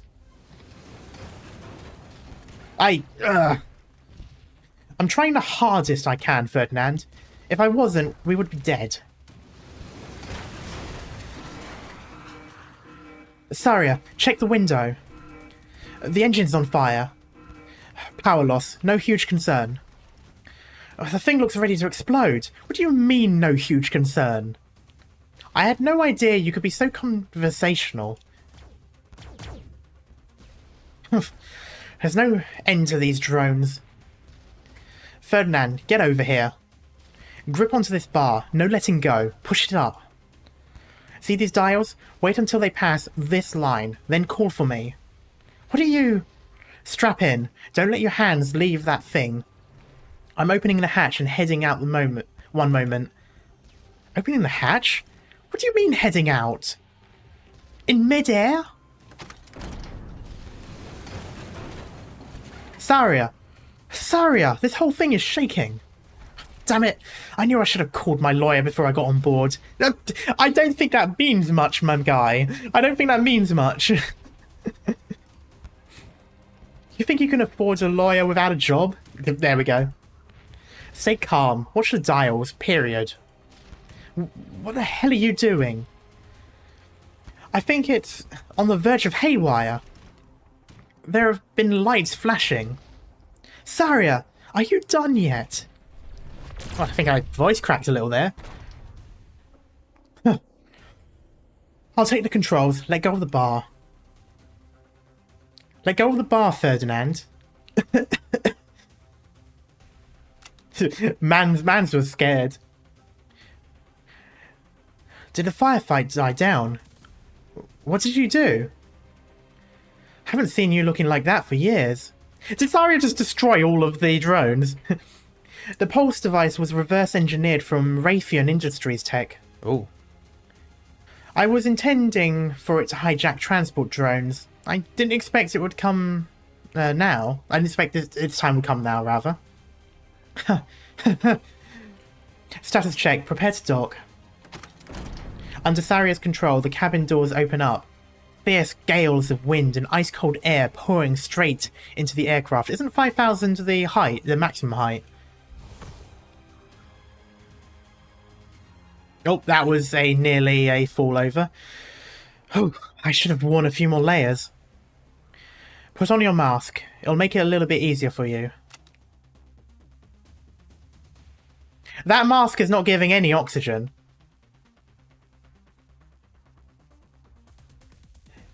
If I'm honest, I thought you'd jump straight out and what, like some down on her lucker, and leave a fresh hole in the lab ceiling. But like an academic, you pulsed the drones first to stop them nearest his craft, and then completed a proficient mid-air docking. Nasty was meticulous in building this lab. I don't think she would have zero precautions against me. Leave, rather, I think. Besides which, I couldn't guarantee you'd withstand atmospheric pressures at this altitude. It looks like you have been busy since you left defense. What have you been doing all these years? Work. Work. Don't undo your seatbelt, Ferdinand. If you want to pull Rhinelab back from the brink, then show me how you do it. I'm not your section underling, Saria. And you're not Defense's director anymore. Don't talk to me that way. Can you stand? Yes, I'm fine. But you'll have to keep me steady.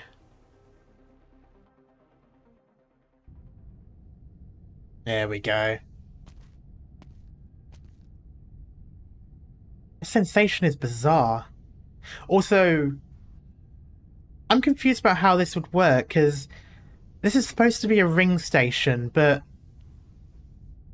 the wall with the door would be the platform that you walk on when it finally happens, but it doesn't look very walkable. Anyway, this sensation is bizarre. Are we really in midair?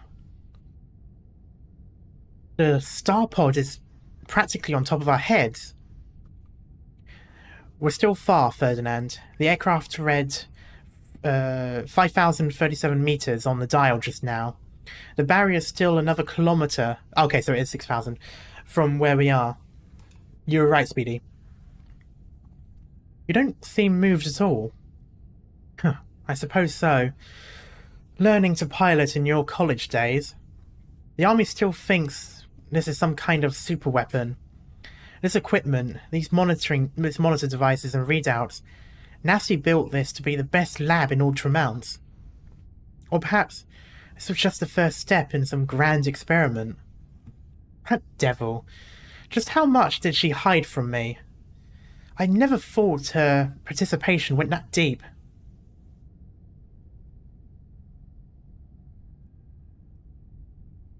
Hold on. Saria, I see a military transporter. They got here faster than we anticipated. They must be nearby. I assumed they'll finish boarding before long. We need to hurry before they take over this place fully. Saria? Yeah, it's confusing because you'd walk down this way. But it's a ring station. What are they going to do if they do break through the barrier?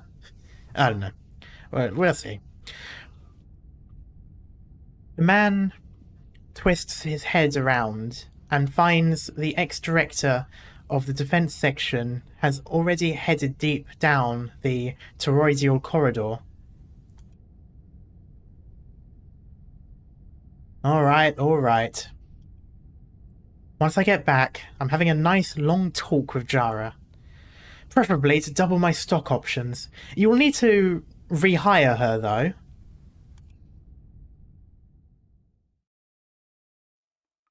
Oh, finally, can we get some answers now?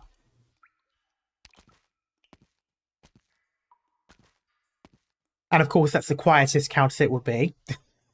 You follow Countit's steps. You've rarely seen her this solemn.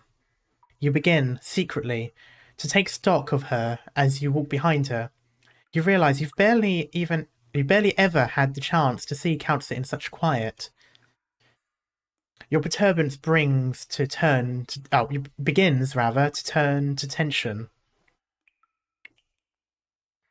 To your recollection, Countsit is only unsettled or restless once in 2 blue moons. And each time, the aftermath has needed absolutely no description. You move to open your mouth, but to say something, just anything. What's wrong with Monster? What's the Tin Man's goal here? Okay, yeah. What's wrong with Monster? Doctor. Perhaps I have slightly lost my composure, but It is for other reasons. I can be sure it's not. I can be sure it's not that dangerous ahead of us. You can relax. That said, you've asked me a great many questions in the past, which I've never answered for force you straight. There we go. Today, you may well finally have your answers. Okay, show me. What is it? A sarcophagus?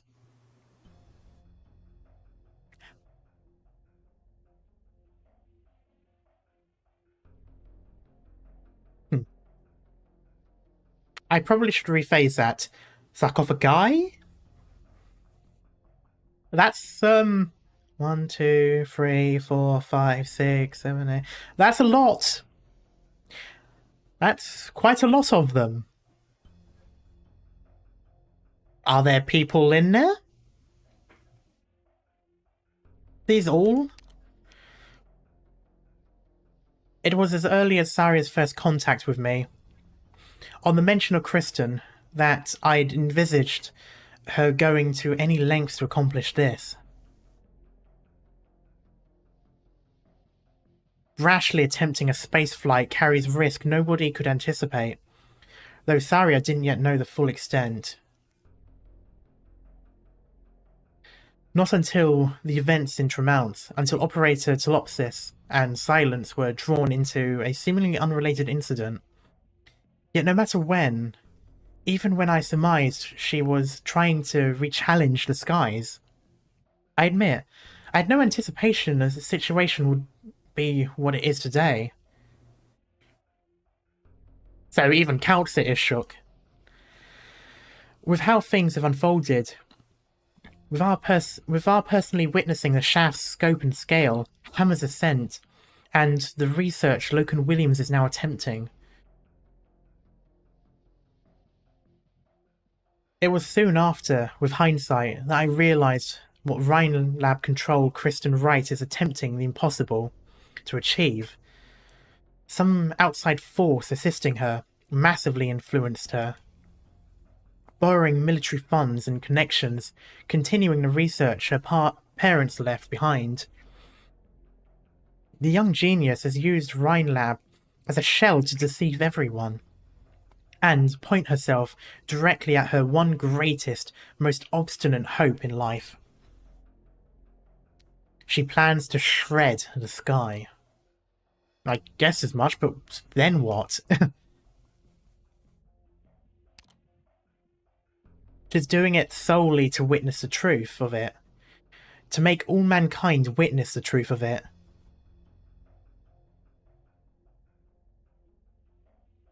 And what happens after? A brand new perspective. A flourishing science. The moment when the sky becomes possibility itself. And even the very upheaval of how war is fought.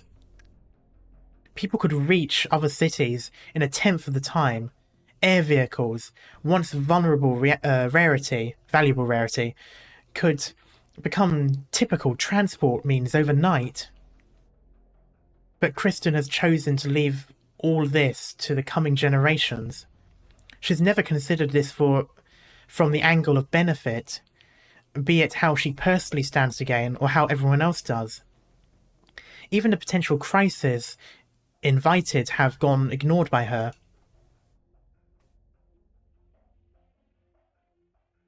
Is there one more possibility that Kristen, who lost her parents at a young age and grew up amid skepticism and derision, is out just to prove this one truth to people and nothing more?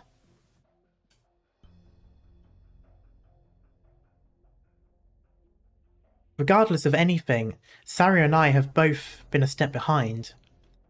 Given Terra's current originium technology, tearing the sky apart would require the sum electricity of all of Terra over an interminably long period. Speak normal English, Calcit.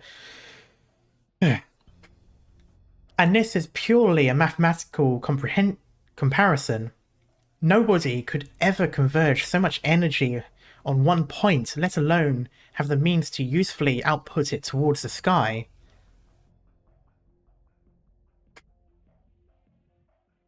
But in the core city of Chernobog, a great many things have happened, all revolving around a sarcophagus. Do you still remember?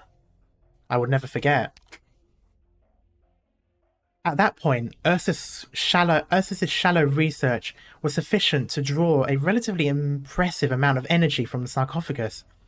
And now, the energy is enough to realise Christian's deranged vision. At least she hasn't chosen to share this information with the military, or the Mailander Foundation. Such a material edge would make the state apparatus lose its mind. Certainly suffice to propel it to a rapid new hegemony. Just what is this place? Oh, don't do that! Just answer me first. What's wrong?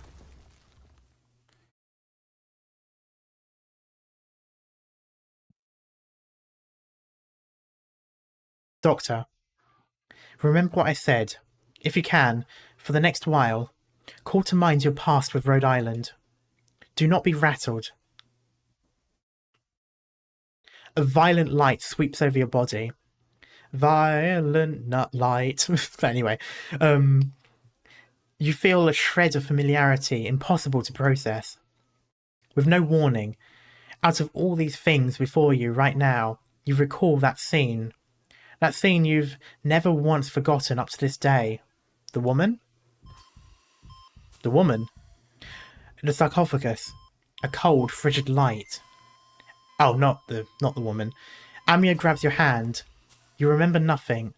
You're drawn into the maelstrom of Chernobog. It is the start of everything. Okay, I thought it was going to go before that. So much time has passed. But some sentiment, even longer lived than that, fills the dense haze of your memories. The woman? It stirs in your grief, and reminiscence, and discomfort. It is part of you, yet you reject it with all you can. You strive to settle down your psyche. Faced with this quiet noise and dazzling darkness, this indescribable yet infinitesimally brief torment, your vision returns.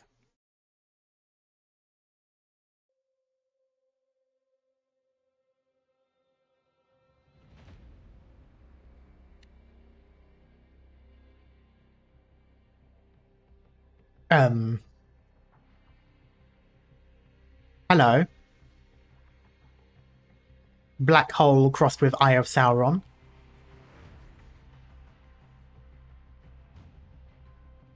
You narrowly avoid a gasp of surprise. I want to touch it. But this unknown structure has preempted you, and the sounds of resuscitation echo through the vast hall.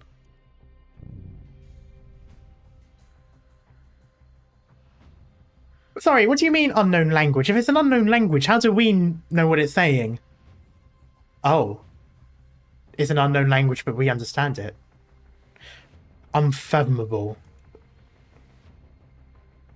That after such lengths of time, I would lay eyes again on a colleague and an attendant. So, does that mean we are as old as this civilization? Truly, far too unfathomable. Why can I understand your language? Who are you? Who am I? Who am I? Why would you use a Terran language? Are you not aware of my existence? What happened to you?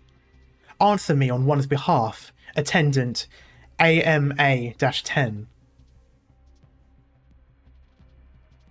Okay, that isn't familiar, but that symbology is familiar. Not symbology, that nomenclature is familiar. I've seen that before with 2 or more capitals, lowercase, dash, numbers. Isn't Calcit's module something similar to that? Or there's other things I've seen before in Rhode Island that have this nomenclature. I'm not sure if normal culture is the right word, but you get what I mean, that way of it being written. One of the mats?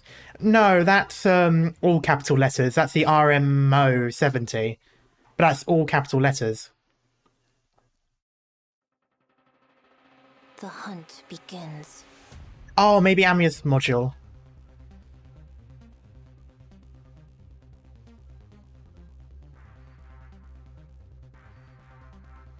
Speed. Distract them.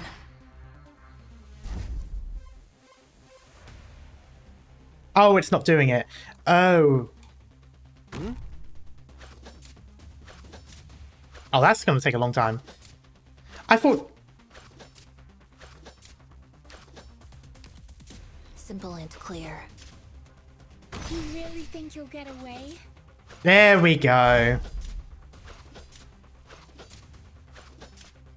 Okay, so I think what I'm going to do now is I'm going to put her there. Duty to stand here.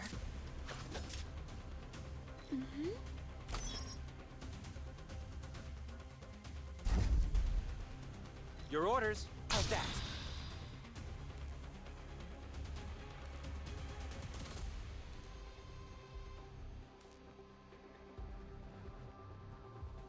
Speed. Distract them. Wait, can this work? Did you ever imagine? Oh, it's... I've missed it up. Against each other? Oh, no, I haven't. I haven't. Into Nice. nothing but memories?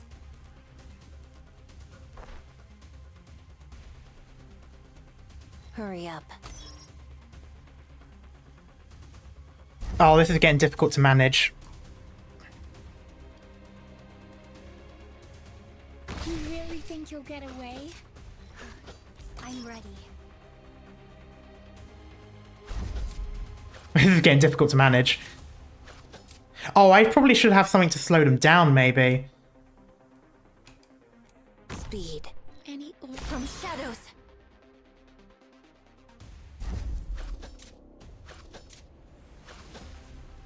Solid positioning. Oh, this is getting... Yeah, no, this is getting out of hand now. Oh, I failed in what I was wanted to do.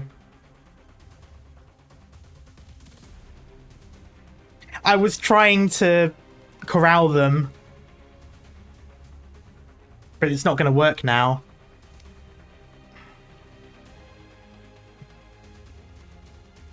My timing isn't that good.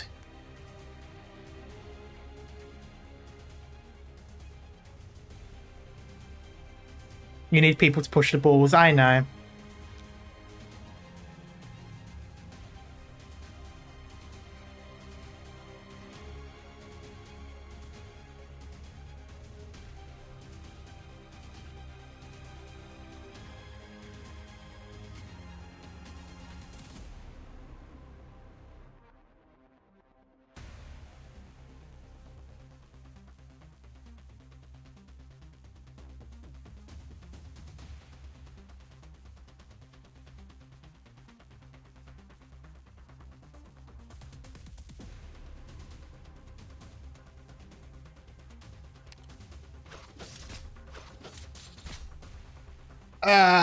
Too late. Shadow. One's gone through. This isn't going to work the way I want it to. I'm trying to at least get some of these people out. Okay, I think...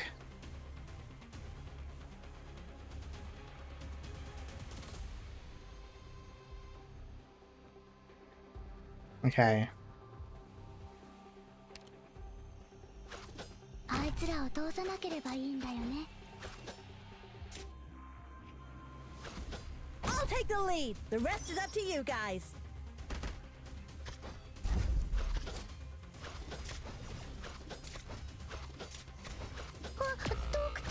Ah. Speed. I'll charge the weak From shadows.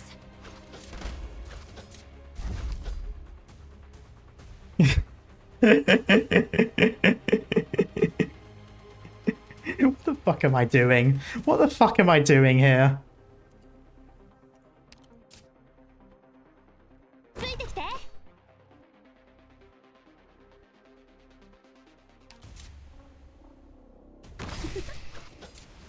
I can, however, use this to my advantage. Clear.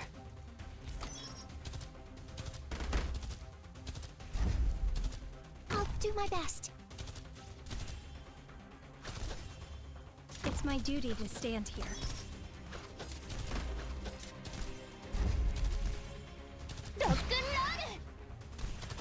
I am fighting for more than just the law. Also the justice and virtue that extend beyond it. At your service. Speeding up! Speed. What the law does not distract them. What the law does not specify, I will reveal through practice.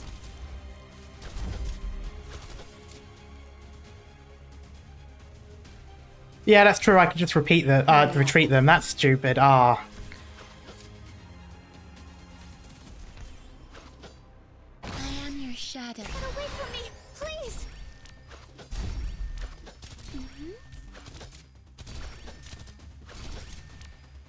No.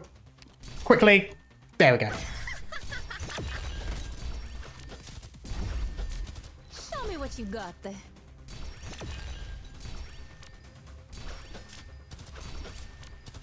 This is the most scuffed thing I've seen. Yeah, this is really scuffed.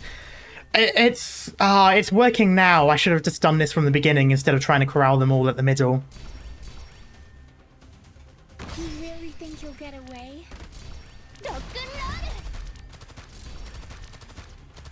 Any orders for me?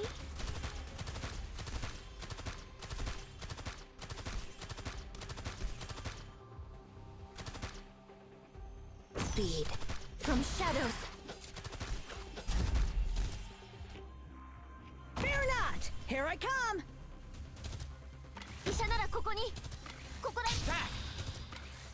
Hurry up.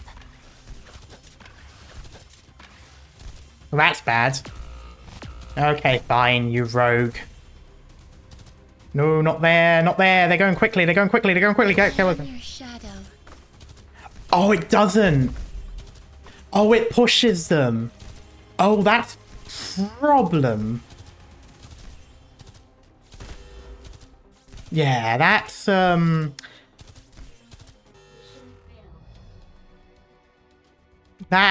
problem. We were so close. Okay, let me double check what their weaknesses are. Arcs, okay.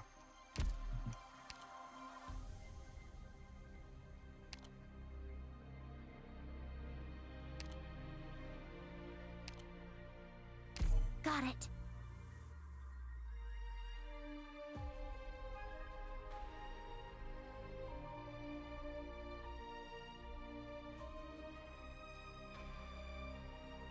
Steward with high focus. That is true. I might actually do that instead. Because he will focus on them. What can I do for you?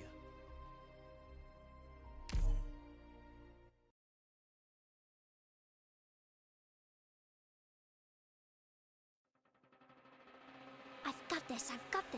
I can do this. Which penance we got? So, oh, that would have been a good idea. Gather up, my rats.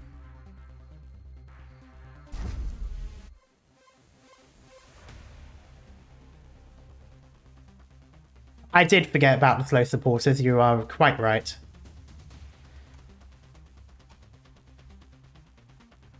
Not yet. Speed. No way out for you. Simple and clear.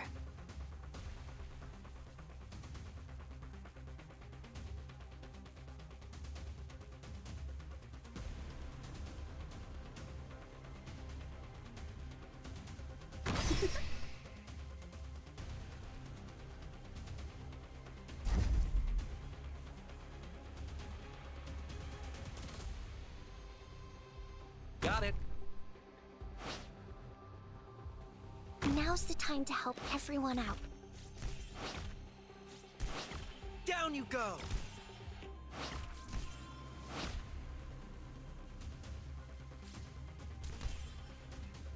Skill. Simple and clear. Freeze!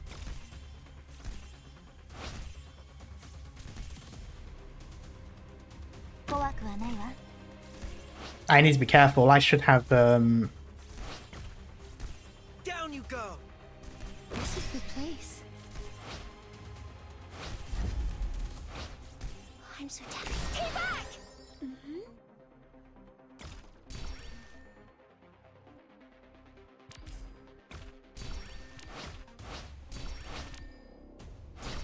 Down you go!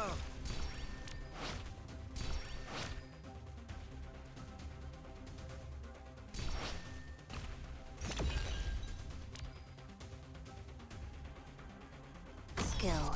Distract them. Simple and clear.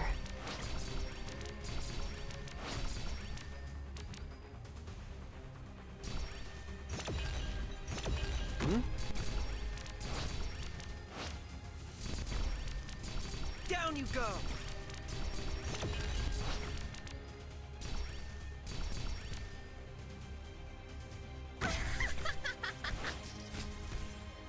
That's going to be problematic.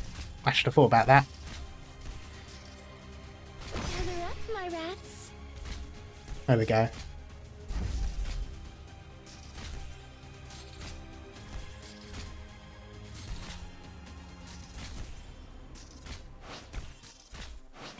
Down you go!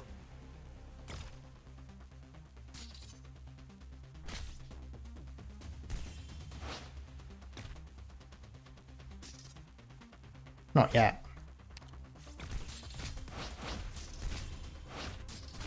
Freeze! Sure in a good spot. Come on, scegli quasi tesoro. Skill.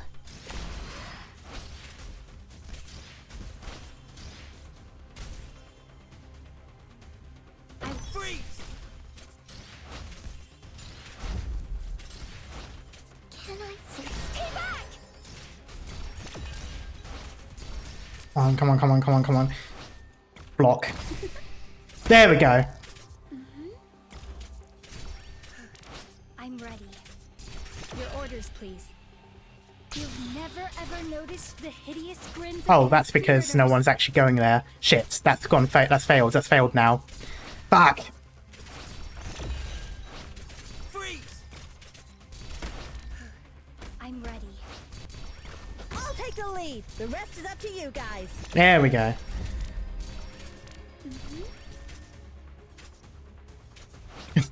All right, somewhat saved it. I'll charge the weak spots. Freeze!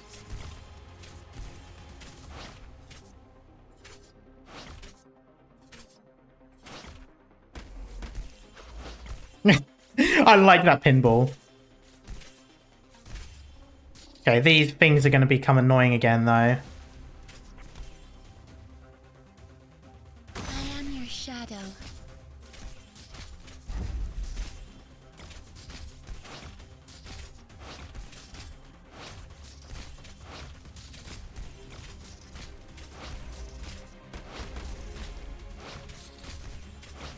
Down you go!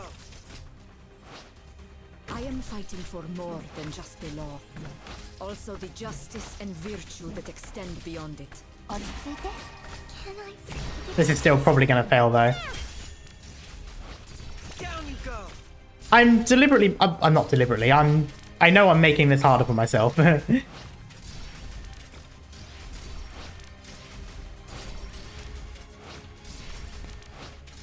you go! Your orders. Back!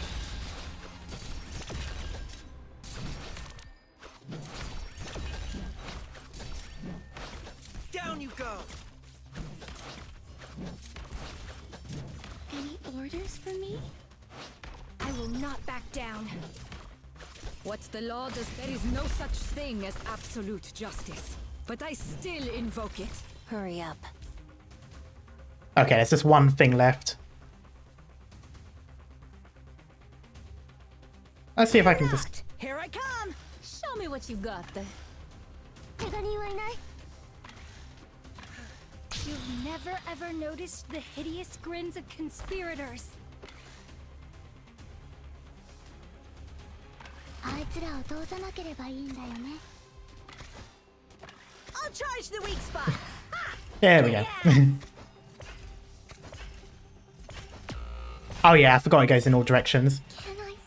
There we go. Nice. That was needlessly complicated. I just wanted to move them around a lot. That was pointlessly complicated. I could have just kept on moving them around, but it was so fun having them move around like that.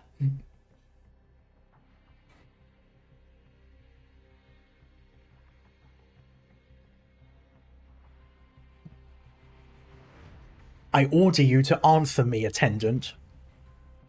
Attendant? I am not Calcit's attendant. Doctor is an amnesiac. The Doctor is not one among those you recognize, not anymore. The Doctor is now one of Terra, one of Rhode Island. And we have experienced a great deal together, up to this very day. Rhode Island. Rhode Island. I see. Fine then, amnesiac. So why did you not relate everything once again to this Doctor? Ah, I see now. You've always had your doubts about this Doctor's true nature. You'd rather trust one relearning about the world, when the alternative is to recover a stretch of memories you deem unreliable. Yes, quite understandable. None of what's happened on the ground can be forgery. And if there had been sufficient intervention, Terra wouldn't be in the state it is now. It seems not a thing that has gone with as we hoped, even if you don't remember that, Doctor. What a rare chance this is, to meet the two of you here, yet under these conditions. Well then, Doctor, the amnesiac, and AMA-10, claiming the name Calcit, what did you come here for? Has Kristen put nerves in you? Has all this flown beyond your grasp? I don't think you've answered me yet. Level discussions start with self-introductions. I am a devised personality simulation. For tens of thousands of years, I have guarded this dark hall, and the ice-cold bodies of hundreds of thousands of our people. I once was our last hope, a pessimistic attempt, a synonym for nihilism. But right now, perhaps to you, insignificantly minuscule too, I am the accessory to, and the invisible hand behind Kristen's mad plan. I am the preserver, with a foot in the grave. Revere all that lies before you. I am the dying of civilization itself.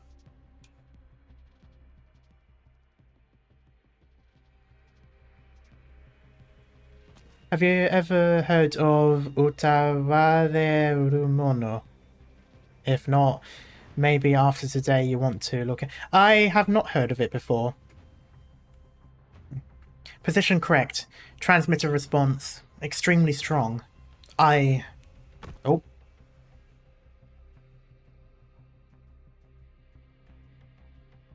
Director Jara? Why are you here? You made it here by my blessing. Such is life.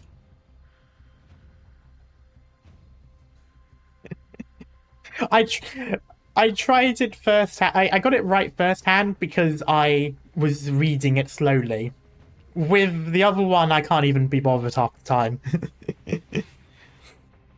The other word makes me stutter too much. Though I wouldn't be able to read the other word either that quick. I would have to stop and read it anyway. You came to stop me. You haven't let go of that weapon I gave you. I'm delighted. It doesn't seem like you're here on some hot-headed impulse either. Correct. This is your very last chance, child. Withdraw or continue. I will learn to be the warrior you described, Director Jara. Silence. You're fully aware that Kristen is not about to target any town in the land with Hammer's received energy. You have no need to stop her. Like any scientist would, she's preparing to go where none have set foot before, and that's all. Perhaps so, Director Jara. I certainly don't know control like you do, but if you say so, I am willing to believe it. However, I will continue to attempt to bring a stop to all this, and I will make no exception, even if you're the one that stands in my way. Why?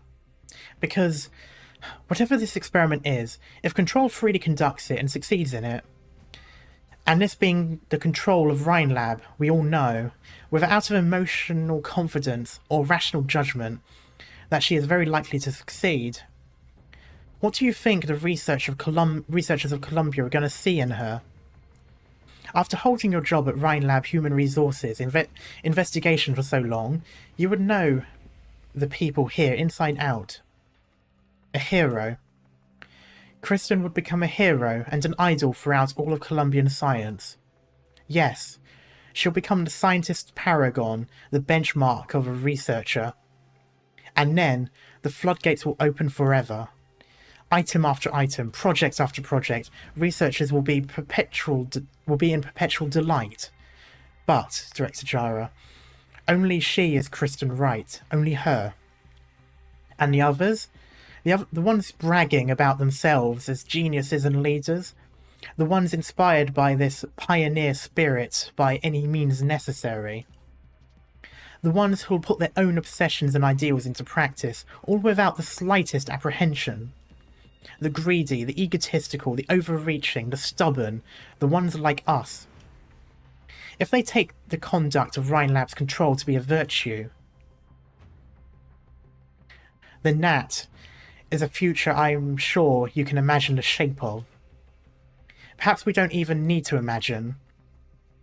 With the research you yourself conducted on Rhinelab, you've never been in the dark.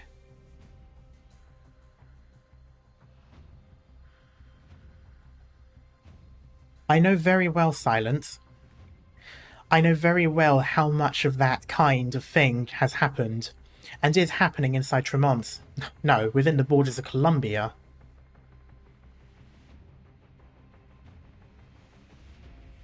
There have been plenty of insane and alluring projects placed before me, their owners starry-eyed, their smiles sincere.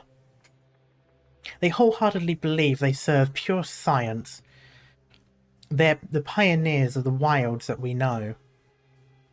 While all you and your colleagues have to do is evaluate whether inside their experimental plans, their grand blueprints, there lies even the off chance it might incur the slightest cost or waste. Cost.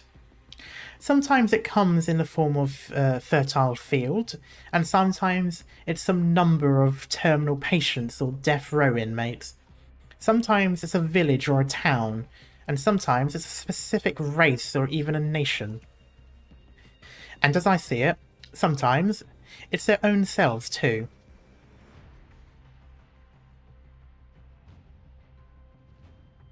Are you scared of that, Director Jara? Or do the possibilities of science's forward progress excite you even more to no end? Director Jara, never upon this earth has there existed a specimen of pure science in a glass ball. Science lies in our hands, in the people's hands. You have to know its temperature, its weight, whether it burns people, whether it will bring suffering or if it will console. Those people forever claim that they're the way forward, but all they do is set foot with wild abandon in whichever direction they wish to. But silence, that is where progress is. Nobody knows where the path lies. This is the walk they must take. The fortunate will find the right place and enter the light. The misfortunate will run into dead ends and spin in circles. But there is no way you can make them stop. You're a researcher yourself. You know what's most unstoppable of all. It's a craving. Matter can't bind it. Morality can't bind it. The rules can't bind it all the same. Across this land, all throughout history, before Kristen, there were those greedy, egotistical, overreaching, stubborn people you speak of. And when did they ever stop? And so, from now on, they must stop. At the very least, they must stop before stooping to see just what sits beneath their feet. Director Jara, I feel, scientist fuel should not derive from cravings and ideals, nor should it come from calculations and choices. Science is a clear, incisive look at every one of us. Silence. You've said something very beautiful, fit to be hung in the corridors of a university library. But I'm afraid not one researcher is willing to see that quote on the walls of their lab. It is lip service. And so, I'll make it practice, Director Jara. I don't want to give up midway, and I still have your blessing. Silence. Kristen has spent a very long time readying this plan. I don't know how much is poured into it. But her determination can't be any less than her parents' was. You're... fine. This isn't you, it's me. I can't even watch this. I don't want it to melt into thin air again. In which case, Director Jara, what is it exactly you hope for? To see Kristen succeed? Or to bring her back in safe and sound? I know a researcher who goes by Ruby. Her greatest wish is to clock out on time and retire without hassle. I just ran across a soldier. I imagine his only wish right now is to get out of this out-of-control shaft without incident, and then flee the clutches of Tremont and its scientific loons together with his family. Is Control's wish any more lofty compared to theirs? Because the thing she wants makes sufficient progress? Or is this simply because the feelings between you and her are sufficiently close? Director Jara, you know this isn't fair. You can't be this selfish. I am this selfish. I can't use morality and justice to fool myself in order to let you pass. We must concede what emotions weigh. Kristen has this dream. I can't just stand here and fold my arms. Silence. You would understand this, wouldn't you? But if we can stop Control, she could very well still... She won't. She won't, child.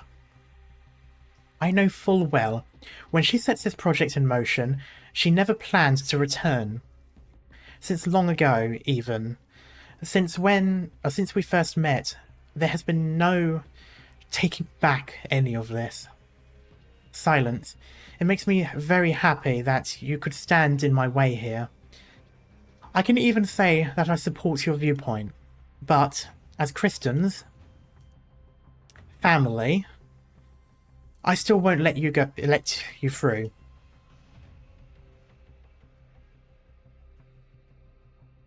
Go on and show me.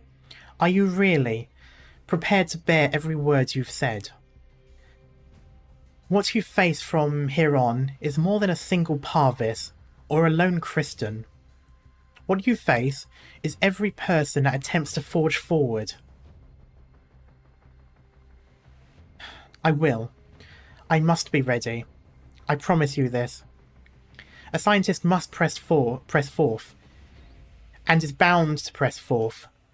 Perhaps some, like Control, will be more proficient at the forward portion. But there must be someone to step up and ensure that science remains in the people's hands.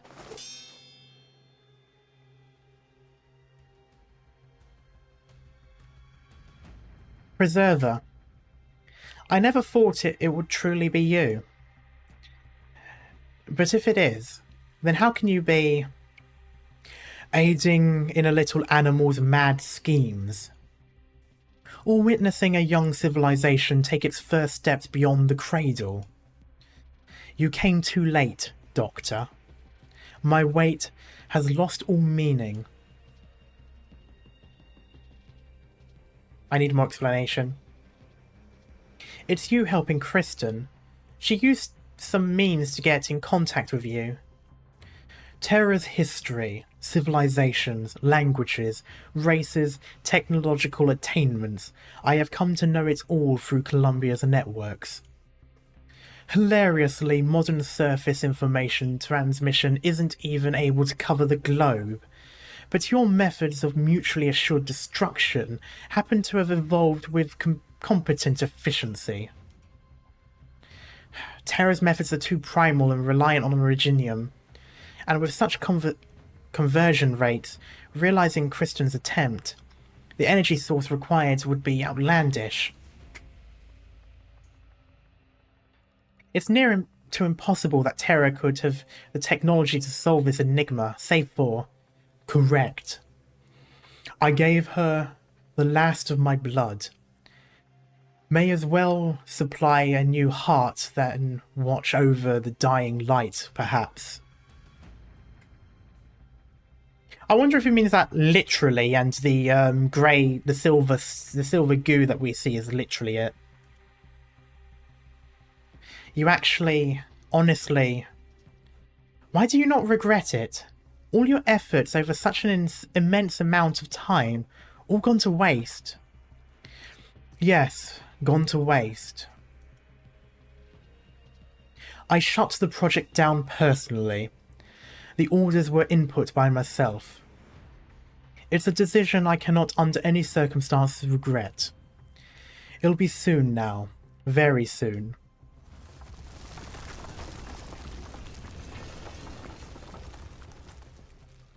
A giant tremor ripples out from somewhere far away. The lights within subterranean space give a few flickers. This being, calling itself the Preserver, falls silent for a while, then seems to let out a deep breath. Could that be the shaft? It's only an infant's curious glance. Yet, what obstructions is it tasked to overcome?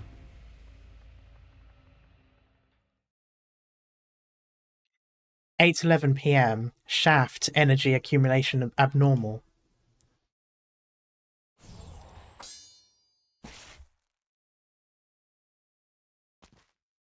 She's strong. Can she be an operator at some point? That Rhode Island Corporation has trained you well. Can you still lift your arms? I'm fine. What about yours? Relax. I buy my health insurance. I'm fairly certain everyone in Columbia buys their health insurance. Are we going to keep doing this? If you're still going to block my way, yes. Alright, let's keep at it. Wait, something's not right. Well, I hear the music. The temperature. Even if the shaft's preparing to fire, the temperature here shouldn't have risen as high. The army has cut off practically every power source in an effort to stop it charging, including every security alarm and control system? Those morons! Quick, we have to get out of here. There are still some troops stationed up above. Director Jara, I'm counting on you to get them away. Where are you heading? Power to the control systems has been cut. Why does Control still have a remote operation of this place? Transmitter response is still strengthening. I still have a chance.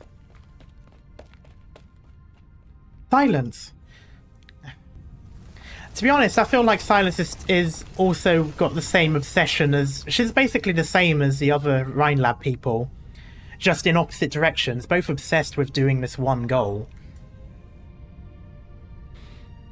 A heat wave washes with a burn past Jara's face. The Liberi researcher she'd never paid particular mind to before now continues straight inward, running deeper into the shaft's layers. Jara is suddenly struck by a feeling that there is nothing, not one thing, that could get in that silhouette's way. Perhaps she really can make good on what she promised herself. She imagines, come that time, that maybe she can be of a little help. At least her motivations are more likeable. Well, yes, but they're just as self-destructive. Looks like prep work on the emitter is wrapped up. Science is a clear, incisive look at every one of us. I'm no scientist. Kristen, you'll fly for outer space, just like you've been dreaming of. I'm sure of it. I hope that's not blowing up with her in it.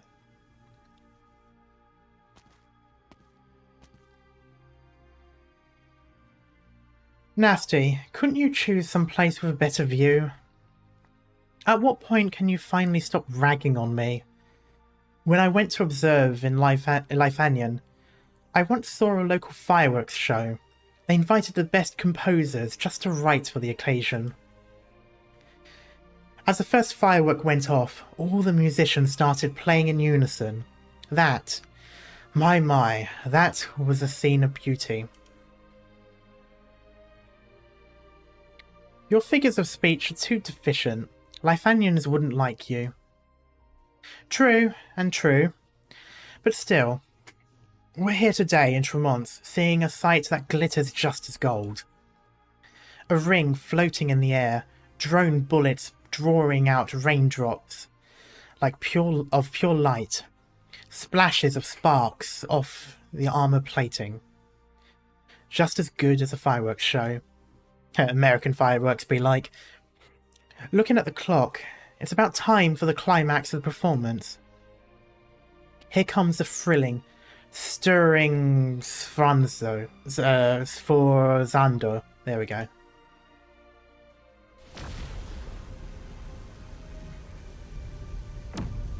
Fucking Mac cannons.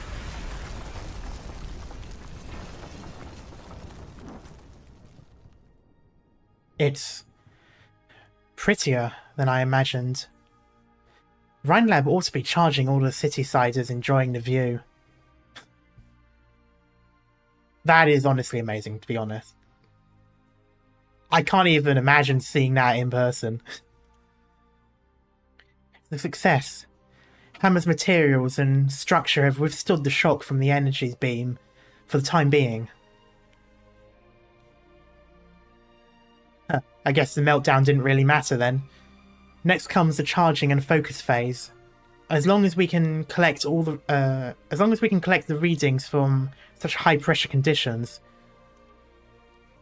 I'm afraid at this point, the army and Maylander guys grab the last chance to stop it from fully focusing. Aren't you worried about control? Like she ever needed us to worry. Not really. Meltdown, more like overheat. Yeah. I like it. Even when they screw everything up, it still works in Control's favour. Like, she probably really did plan everything. We're going the same way, and that's all we are.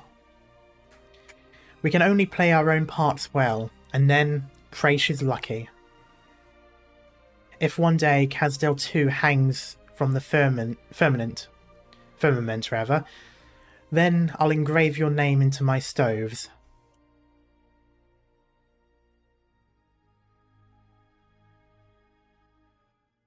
You showed me that Oh, even damn. weeds struggling to grow in the ruins can stand tall. Thank you.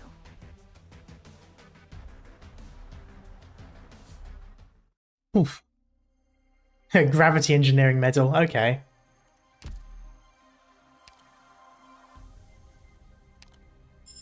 Nice.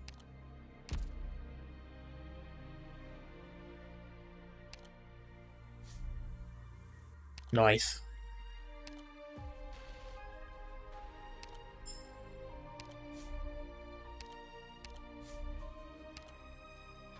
Oh, I wish I had more things. Anyway, where was I?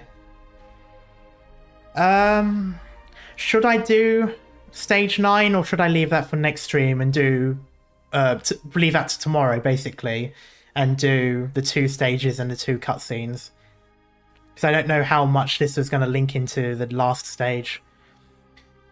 Love and hatred, all a part of life on this land. Oof. Today better? Okay. Do it? Right. I'll have to bail either way. Oh, okay. Boys in my clan want to do some shenanigans. Fair enough. Yeah. See you later, Mikazuki. 1 stage plus 2 stories might be long. There will be a lot of story tomorrow. Okay.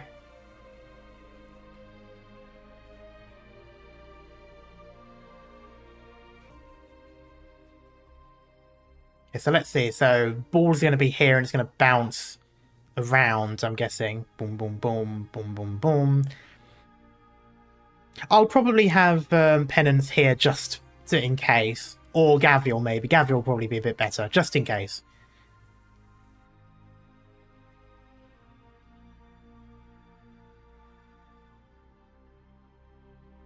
Okay. Oh, there is someone up here as well. Ugh. Okay, this is where it's going to be difficult.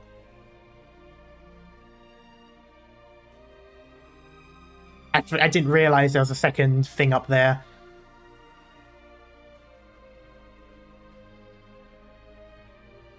Alright.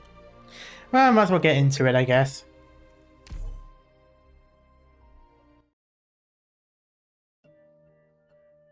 Once upon the land, there was no meaning in looking up. There was nothing worth looking up there, nothing worth exploring.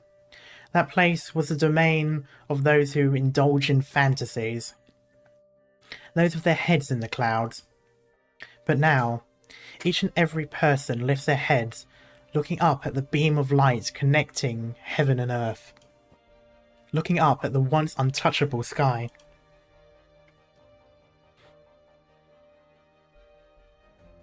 Among the stars, within the artificial constructs that appear so small before the torrent of light, brews the human ambition of the current epoch. I will say one thing, it kind of reminds me of, it's like the laser sails, where you shine lasers onto a very thin sail to propel spaceships, and you could get very close, like, I don't know, something like a percent to the speed of light or something like that. Obviously, this is done to the maximum and completely impossible, but it's that same sort of principle. It's like a beam of energy propelling you out.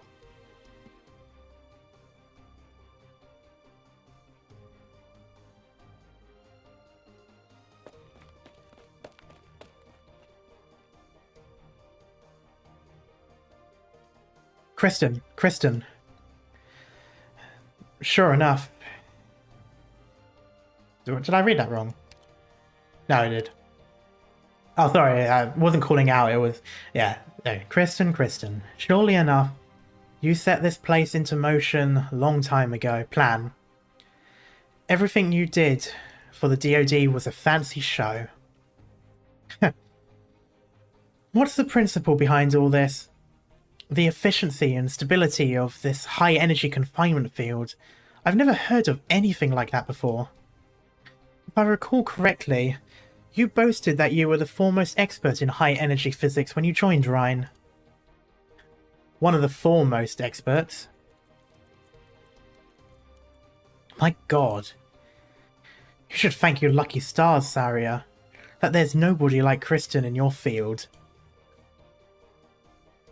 It's just not fair, and yet she doesn't even bother to publish these results. The hammer is currently charging. According to the military's Horizon Arc project, once the charging phase is complete, all the energy will be focused and undergo excitation a second time to deliver a powerful wide-area strike. Sure, how much longer will it take? Kristen turned the project dossiers into scrap paper. All I can say is, it won't be long now. This is our last chance to stop it. As well as our last chance to stop her. What are you still standing around for, standing around slack-jawed for, Ferdinand? This isn't time isn't on our side. Oh, Jesus, that was difficult to read.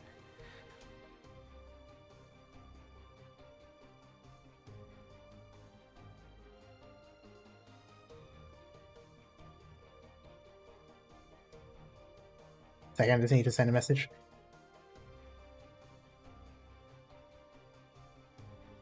Alright, there we go. Oh, didn't read that. Saria, take a look at the densimeter. Oh. Densitometer, there we go. Over there. The needle seems to be fluctuating a lot. No, I'm not talking about the needle. The wobbling is not a normal phenomenon of high energy confinement fields. I'm talking about the unit of measurement. You can take a guess how many times larger this unit is than the one on the instruments in my lab. The energy absorbed just now is enough to power every single one of Columbia's nomadic cities for at least 6 months. And it's showing no signs of stopping. And we're now in the center of the laboratory carrying this tremendous amount of energy. Even if Nasty is a genius, she can't create a receptacle that stores energy in amounts beyond the realm of cognition. In other words, no matter what direction it ultimately focuses the energy in, once the second-degree excitation begins, this lab won't be safe from the consequences. So it's a glass cannon, it's a one-trick pony. One shot, really. It will fire once, presumably at the barrier, the sky, or whatever, and destroy itself in the process. Her end goal has never changed. If her ultimate goal is the sky, and the sky can only be contested with this amount of energy, what exactly is up there? That's none of my concern. All I know is, this is a reckless experiment, and it's doomed to fail. Saria, there's nothing stopping you from packing your bags, finding a nice hillside with a great view, and enjoying a drink while you watch this fireworks show that may well go down in the annals of Columbian history. That isn't going to happen. What about you? You were never the risk-taking type. Me? Looks like my old friends are coming, and they'll be here sooner than expected. You're right, though. I'm not taking any chances. The technical manual has the location of the escape pod, and I know where it is. I'm not particularly interested in seeing the one who fired me, and it's not like you need my help. There we go. An opportunity to document high-energy physics phenomena of this magnitude is rare, and I don't intend to pass it up. Maybe you'll see a new paper from me in journals next quarter. I promise it'll be error-defining. Unlike Kristen, I don't tie all my intellect to my personal grievances. The fact she's consigning all this knowledge to the grave, knowledge that could transform Terra's entire academic landscape, that's something I can't abide. Do what you need to do, Saria. We don't have much time.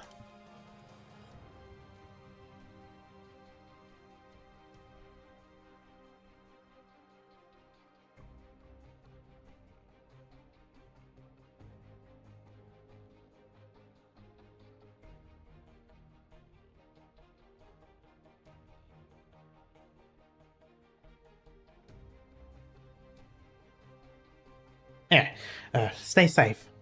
Sorry, I had to type something. Oh, hello. Ferdinand. It's been a while, Colonel. I'm not surprised you survived, but if I were in your shoes, I'd pretend to be dead. Get the hell out of Dodge. Go to Victoria or Lifanian. With your skills, you could always pick up a teaching job.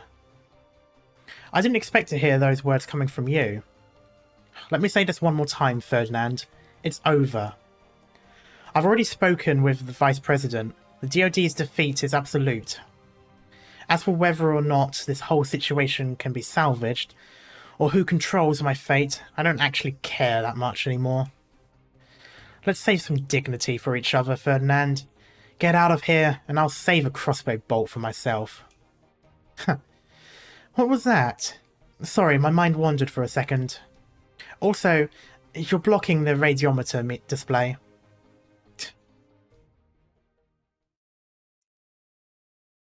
This shaft here runs a lot deeper than I expected, OO.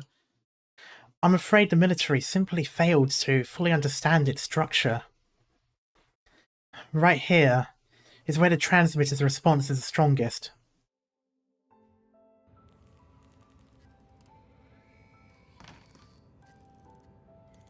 You? What are you doing here, Silence? Professor Parvis? Silence. The location of this lab is supposed to be top secret. How did you manage to find your way here? Silence tries hard to open her eyes wide, discerning the things in the room. In the corner of the room, an instrument is humming as if breathing. A transmitter sits in the transparent tank, bobbing up and down. Across the room are several books with blank covers. Black covers, not blank. As if sensing Silence's presence, the transmitter increases its activity. A strong wave of dizziness makes Silence furrow her brow and shake her head a few times. Ah, that's right. You have your own transmitter. These reactive tendencies. You inject yourself with the transmitter? Though I'm not surprised. Does it cause you occasional discomfort? An entirely normal response. I have it inside my body. It can be quite overwhelming for an old man like myself, but it shouldn't be a problem for you youths. Still, this is the only way to better control the reaction process.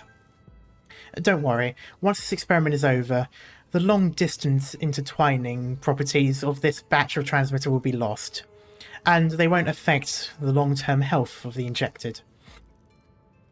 What experiment? You're conducting an experiment here? Silence. Did you hurt your hand? Does it get in the way of your work? I'm fine. Then I won't ask any more questions. Now is the most critical moment.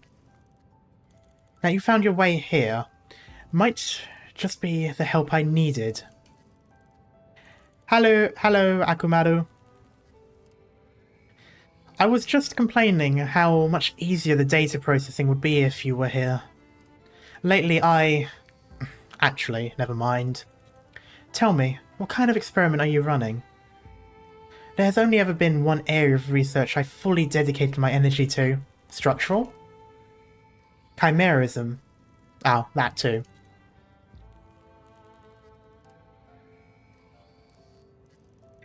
A fan of Satellite from Starset. Yep, I really like that song.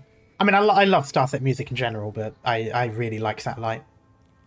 Precisely. This is the last question to be answered in Chimera research. But this is... Professor, what are all these documents? The text on them seems quite evil, right? This is an ancient Sarkaz tome that records the history of a certain ethnic branch. That Sarkaz branch not only enjoys long lifespans, but can even transcend the shackles of physical form and exist in the world in a purely spiritual state. The Diablos? Must be, because, or Revenant. Maybe Diablos and Revenants are different then. They have been dubbed the Revenants. Revenants, there we go. The pronunciation can be a bit esoteric, but I'm sure you'll be able to find some records in Victorian. Silence, have you ever considered what chimerism does at the level of the soul? A soul chimera? These revenants, the so-called soul in ancient Originium arts and Sarkaz witchcraft, can they be produced as posteriori? I have no... I don't know that word. Are you trying to create an artificial consciousness? You've always been my finest student. This is something I've been working on for decades. To little avail. That is, until Ferdinand told me that he and Dorothy had jointly produced this particular transmitter.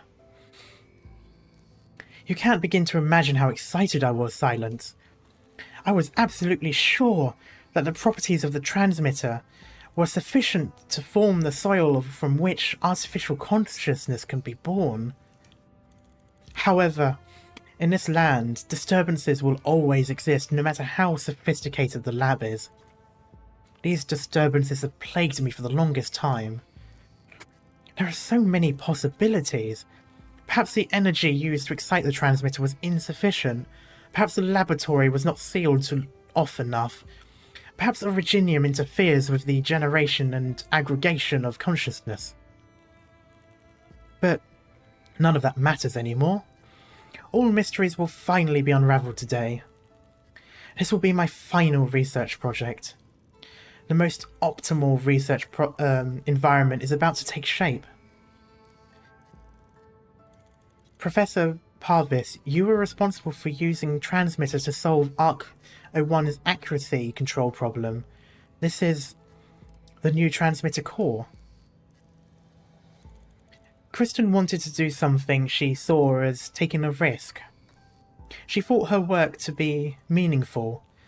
I hate to be a critic of my peers' efforts, but let's be honest, we researchers have been cowards for far too long.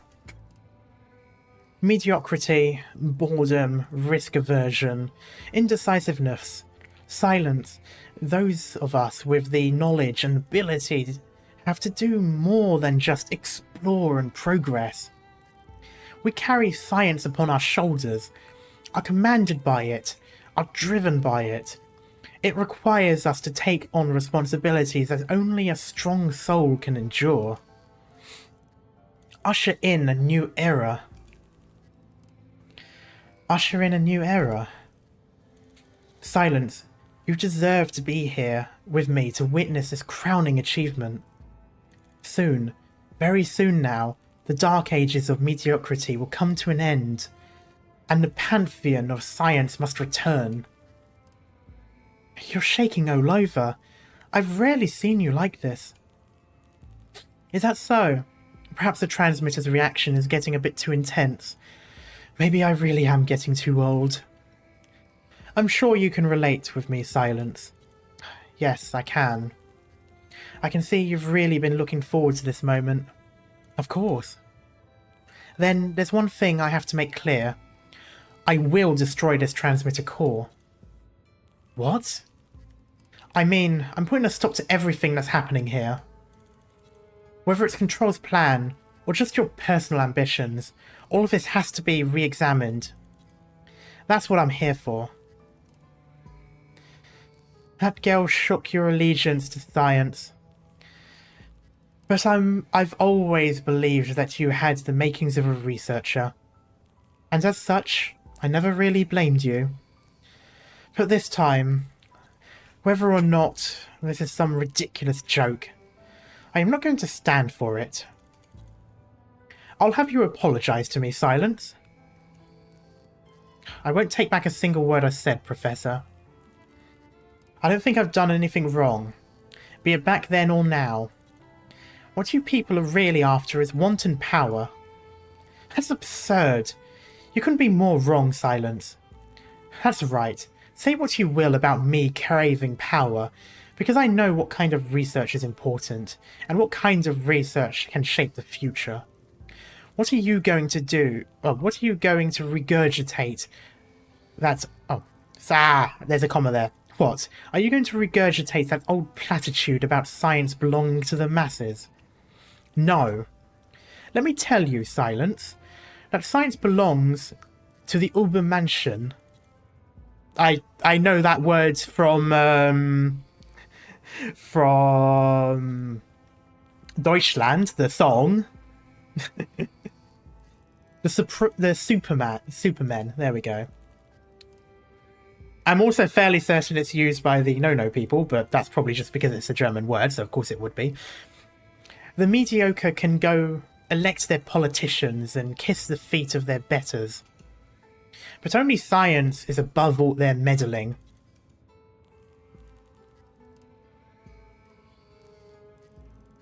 What about you, then?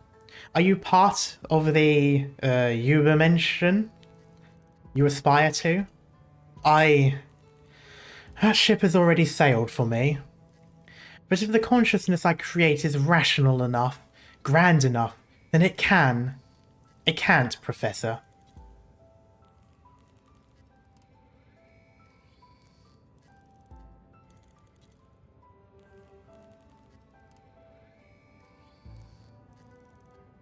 If you don't even have faith in humanity, what makes you think that the nascent consciousness that can supersede everything? There we go. Jesus.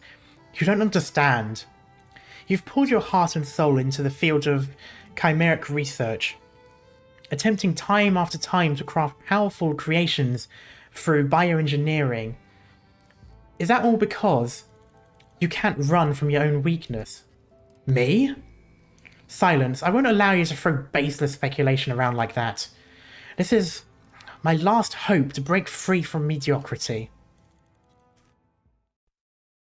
That makes very little sense, but okay.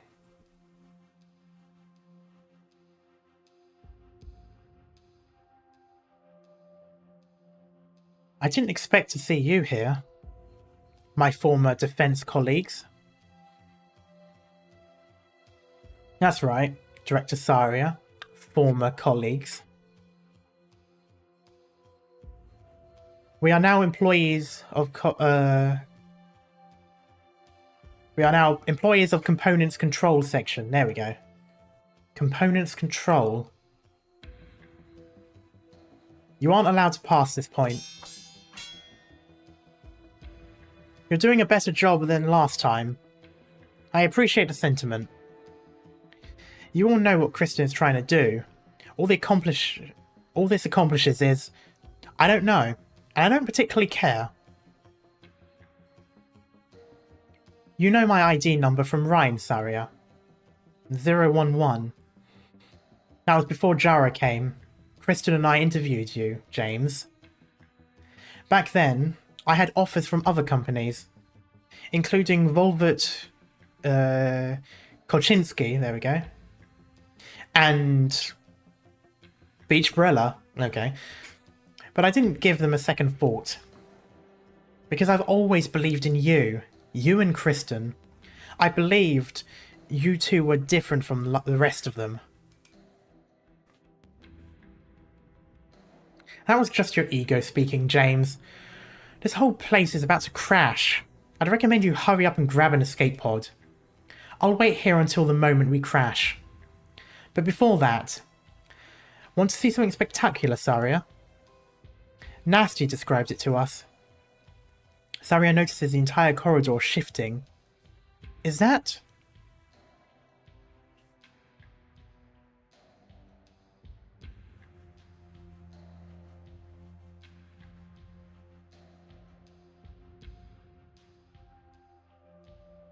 There we go. It is now correct. Sorry, I was just using my hands for a moment trying to figure out if the outside is where they would walk on, and yes, it is. It is, isn't it? Yes, it is the outside. It is the outside ring. Yes. They are now walking upright properly. They are in space. Or they are spinning so fast it's actually not bothering with gravity. That would be very fast. Kind of weird how windows blow your feet. It is, to be honest. It shouldn't really be that way. And it would also look really weird as well because it's going to be spinning. The Terra or whatever is just going to be zipping past all the time. Anyway.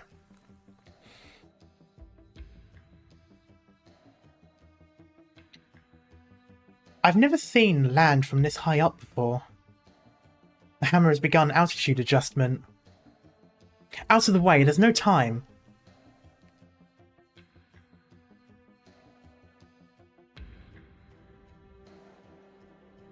No one said anything about spinning so far.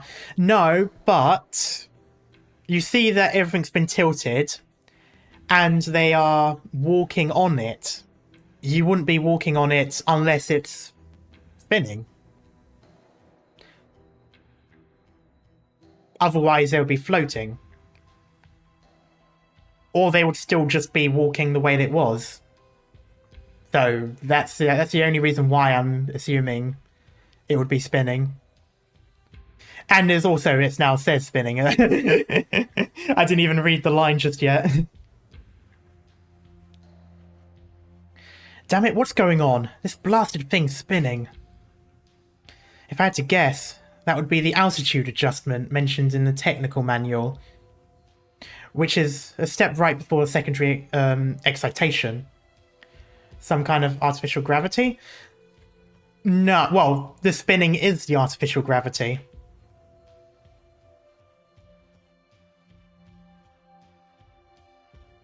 Sir, do you need my help?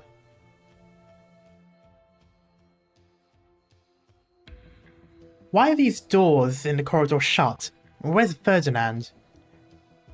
He slipped away just now. Go after him.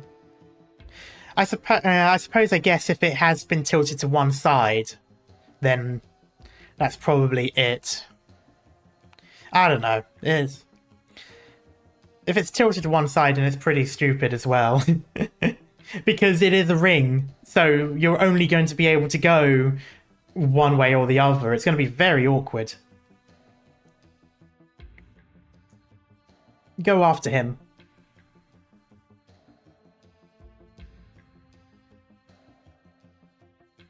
Are there no defense systems here other than the partition doors in the corridor? If I had any say in it, this place would be stuffed full of power armor.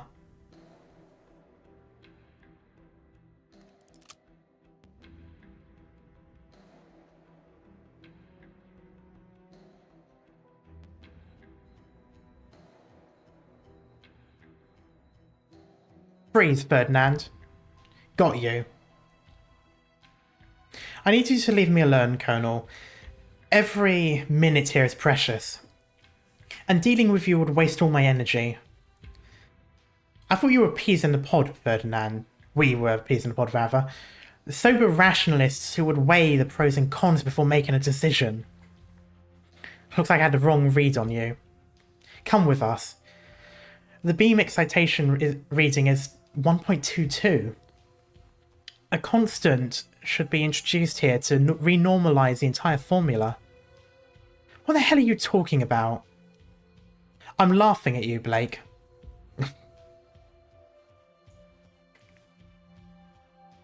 I'm laughing at how pathetic you are. Your power, your medals, your rank in the DoD. You've never lost sight of those. But now, we're standing at an altitude that few have ever touched, surrounded on all sides by scientific miracles, just reaching our hands out. We're on the cusp of plucking new formulae from these instruments. Take a good look here. Oh, take a good look. Here, all the honours and accolades you've clung on to are so small and insignificant.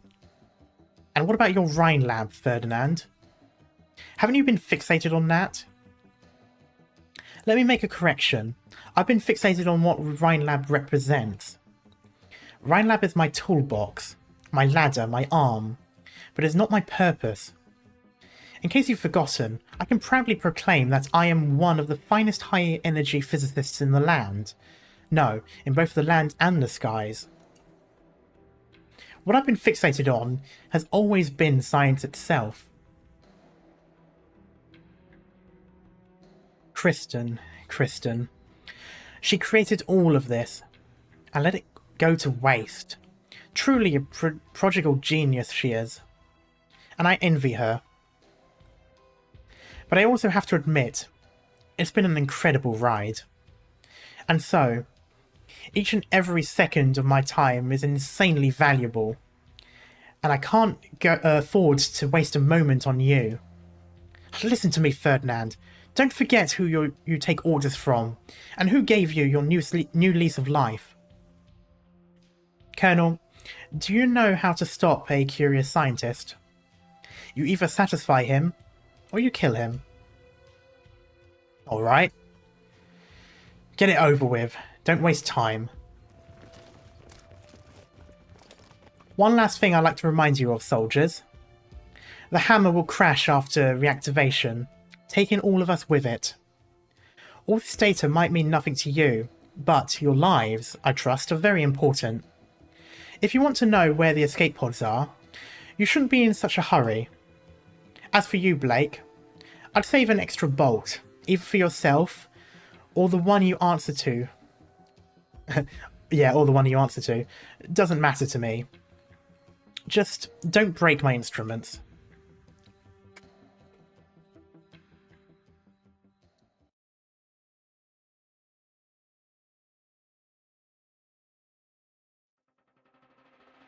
The hunt begins.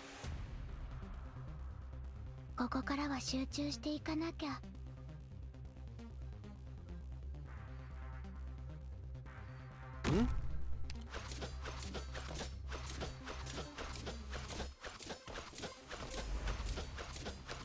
Missile.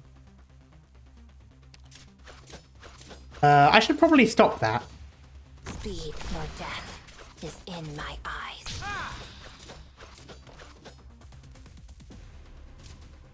Fear not! Here I come! Why was that on 2 times? I don't remember pressing 2 times.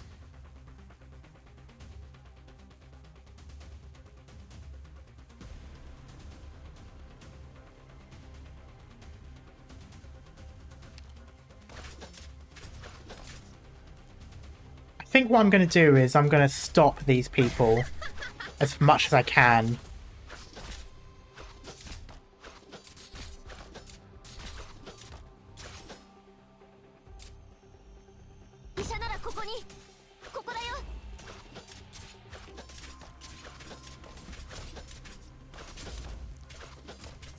And when that thing moves, like now, talk about convenient timing.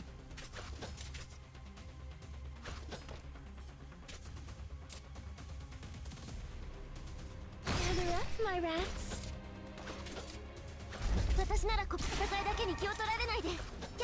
That wasn't quite what I was expecting.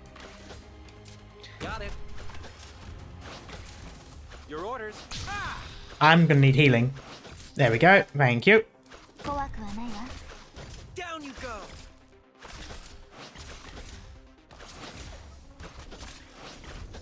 I wonder if you will... No, you won't. That's fair. Gonna move you out. I think I'm just gonna put you there for a moment. Stand here. Freeze.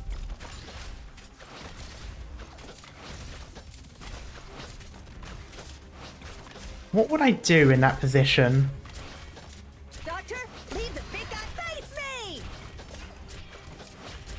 Freeze. I'm somewhat curious now. What would... Oh, hello. What would I do in that position? So it only goes up. I could shoot it and have it move again, but... Would it make any difference? Oh, I could just have it up here and then it would have to go around, wouldn't it? But I have kind of just sort of... But then again, hang on. Reduced... takes up 4 blocks, fucking Christ. Defense and resistance reduced when damage is taken. When destroyed, it releases traffic officer and self-destructs, dealing physical damage to nearby units. Down you go.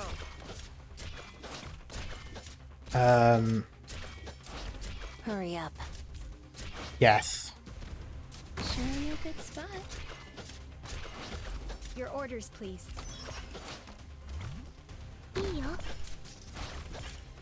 Oh, he just moves right through it. Okay, never mind. I can't block him.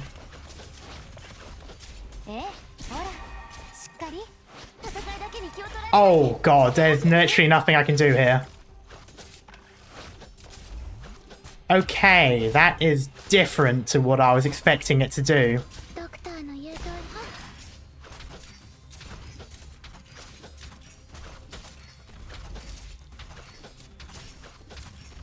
orders. Speeding up!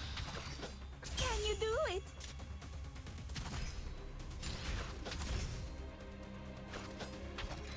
Now's the time to help everyone out. Okay, but at least they move.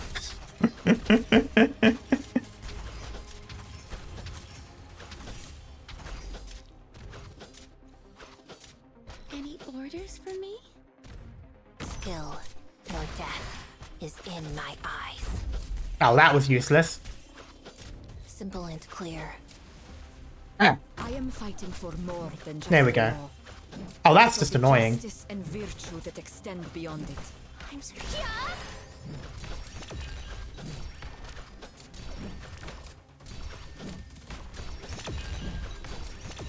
Show me what you got there.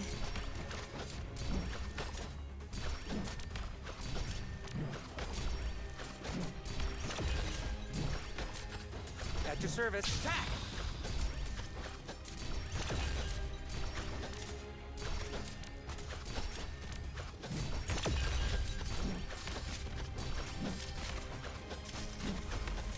Eh? No, not you. You. ドクターの言うとさっさとやっちゃおう No matter what I might encounter, I will not back down. Speed, no way out for you.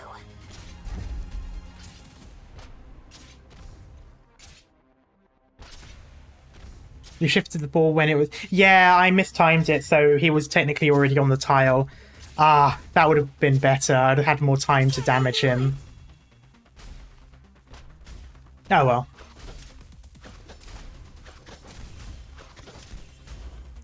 Now, this is where things are going to become annoying. I'm so tired. Get away from me, please! There we go, that's fine. Ah, not clean. First non-free star of the event. Oh well. I'll go back and try to get that guy dead.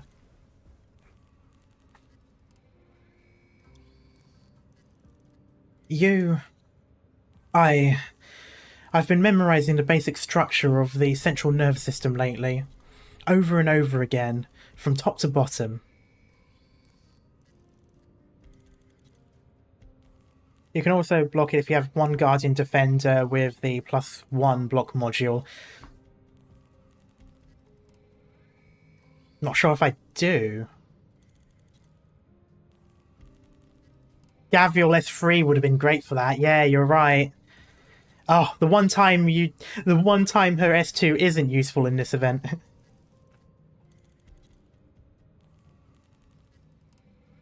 Yeah, Oh, Bison. Oh, I think, yeah, his does. Oh, yeah, I've read this bit. Isn't that one of the assignments they give you in an intro biology course? Yes. It's one of the absolute fundamentals. If I were to ask this question to any of my students, should they be stumped for even a second, I would drop their grades down to a C. But these days, I haven't been able to recite it from memory. Not even a single time. I keep stopping part way. I keep forgetting. I keep starting from the top, going around in circles. Every morning I sit from 5 to 7 at the breakfast restaurant across from Rhine headquarters, and I give it my best shot. My nerves are deteriorating. Everything I've studied my whole life is now abandoning me in this moment. Maybe in 5 or even 3 years' time, I'll become a demented old man who can only bask in the sun, having forgotten all the pride and fulfillment I've enjoyed over the past 58 years. Silence, I refuse to go out like this. Professor, my fate is already sealed. Now, get out of my lab. Don't you dare touch it. No. You speak of the Uber mansion, I don't know, and strong souls. People like that might actually exist. People capable of transcending time, limitations, and this very land itself. But Professor, you are no such man. Your words are of the weak, mediocre masses you so ridicule. They are the desires of a human, transcending time, limitations, and the land itself. In the myths of Minos and Kierag, gods are the bestowers, masters, the deciders of all things in creation. But science is by no means a god. It is just a path for people to traverse. It needs to be examined from time to time, repaired from time to time, and reined in from time to time. The fruits it bears should not be the grandiose vision of megalomaniacs, but precisely the mediocre expectations of the masses. No, no! Get away from it, Silence! It's over, Professor. What you need is rest and recovery. After this, I'll take you to the hospital. Transmitter hub has been destroyed. Be it your experiment or Kristen's plans, without the transmitter there shouldn't be... transcending this very land. Yes, perhaps I made another tremendous achievement that even I didn't notice. I just happened upon it, without investing much time into it. As a matter of fact, it didn't even arise from one of my own projects. But that doesn't matter, does it? Of course, of course. Why hadn't I noticed? We've all been drawn in by her. From the very beginning, we've always walked the same path. The old man stares blankly at the display panel. On the monitoring screen, the giant man-made ring suspended atop the sky's zenith, is illuminated by the beam of energy, gathering within it a majestic platinum. Perhaps the transmitter hub was destroyed, or perhaps the scoring of the beam was too intense. The hammer starts to shake slightly. Why has the transmitter signal not stopped? Let me ask you, Silence. If you have no way of becoming a leader, then what shame is there in being a follower? If I admit my weakness and indecisiveness, then it is a perfectly valid option for me to follow a truly strong soul, is it not? I hate that I'm somewhat agreeing with that statement. This was meant to be my backup plan, but now, what are you doing? I've suffered mediocrity for too long. I can still catch up to her. She, too, must shine. All my hard work, all my pursuits, must have meaning. At least, this is much better than becoming a vegetative old man. The energy density is already sufficient as long as... Professor! Parvis, what are you doing? Silence feels the transmitter's influence on her fading. At the same time, the consciousness of the elderly Caprine in front of her is rapidly dissipating. When the Transcendent One sets out on her journey, I do hope that on her long, long path, she won't mind being followed by a timid hitchhiker. At least I can become a part. Silence. Look. Are you merging your consciousness with the transmitter to make up for the hub's destruction? No. Drat, these data. What's going to happen if the phases are thrown completely out of order? How do I stop these responses? Professor, Parvis. This is completely futile. Your consciousness can't be preserved within the transmitter. The transmission will only destroy your nervous system. A faint sigh, perhaps a slight chuckle. Parvis's body has become an empty shell, no longer host to any conscious will. All his achievements, all his cowardice, dissipated without a trace. Professor? Within the monitor, the trembling of Hammer seems to gradually calm down.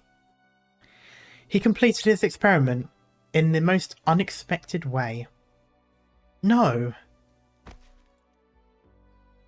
How could this...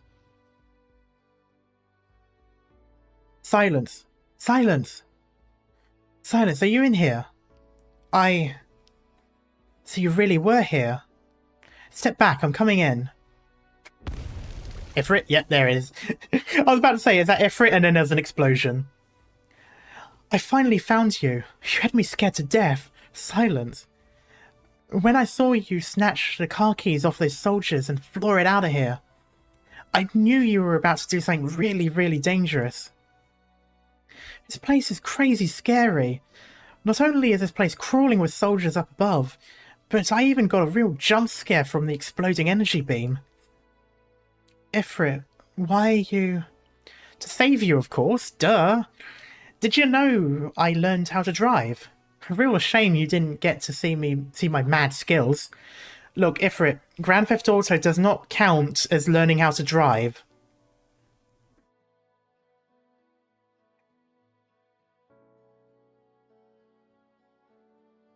How hypocritical of him, he used himself as an experiment.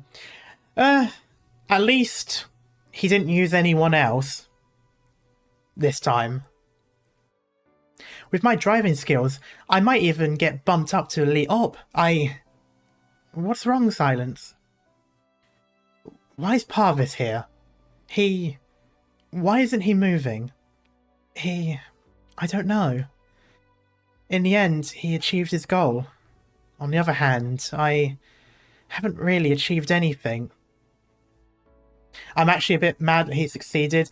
I don't know what I'm more annoyed with, the fact that he succeeded or the fact that I'm actually not that bothered that he succeeded. Like, I'm somewhat conflicted, I suppose I could say, because on one hand, I want what Kristen is doing to work, but on the other hand, why does it have to be these people doing it? I guess is probably the thing. It's like, if I stop them, then this thing, which is probably quite good, won't happen. On the other hand, if I let this thing that's quite good happen, then they win. It's a lose-lose, win-win. Like, no matter how you see it, you either lose or you win.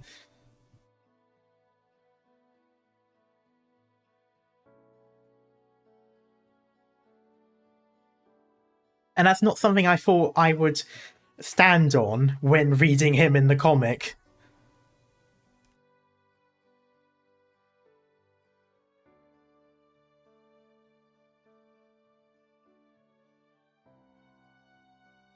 Yeah. I was thinking, had I been more decisive? Had I been more determined?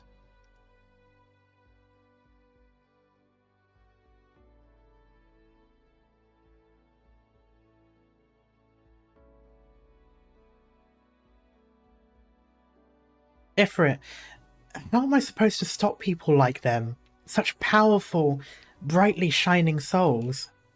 Will I never be able to reach Saria and Kristen? Nope. I love this piece of art. I actually really like this. Stop joking around already, Silence.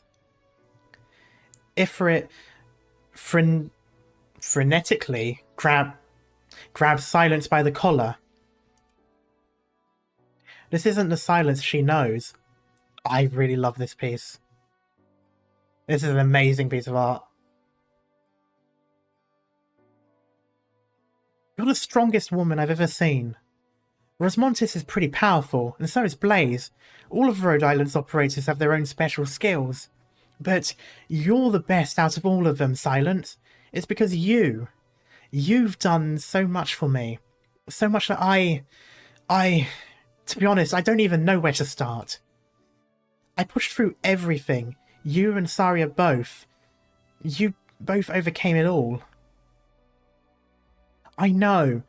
What you're trying to do is really huge and really complicated. The guys you're trying to stop might also be really powerful and really hard to deal with. So that's why you should let more people help you. They have so many helping them out. So should you have to fight all by yourself? Obviously you have me, and Saria too. We're here by your side.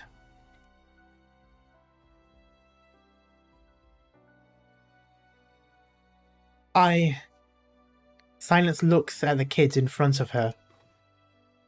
Compared to 3 years ago, her complexion is more robust, her body is also stronger, and her entire being brims with vitality. The girl's health is the product of her own efforts. It was about time she noticed. It's just, when did she get so tall?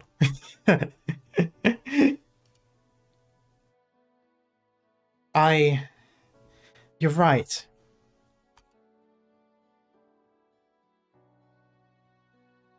I need to get ready. I have to keep going. And it's because of you. The shaft's output phase may be nearing completion, and it won't be safe in this building. Come, Ifrit, let's get out of here. Also, someone's waiting for us to pick her up. There we go.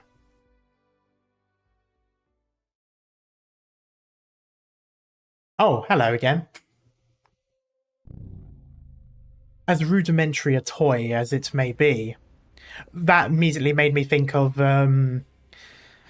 Sovereign in Mass Effect, you know, rudimentary creatures of blood and flesh.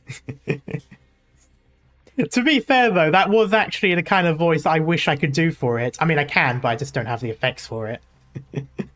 But that just solidified it in my mind. That is the voice I headcanon this thing is having. It has Sovereign's voice.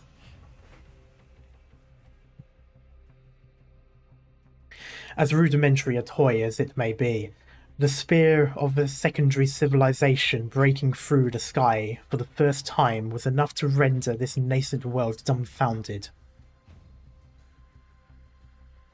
Doctor, regardless of how you see yourself today, you will find you need to hear the truth I speak. I chose to forsake my duty. I chose to forsake these lives that I have overseen for nigh immemorial eons. They are your kin, and thus you have a right to know. That is all.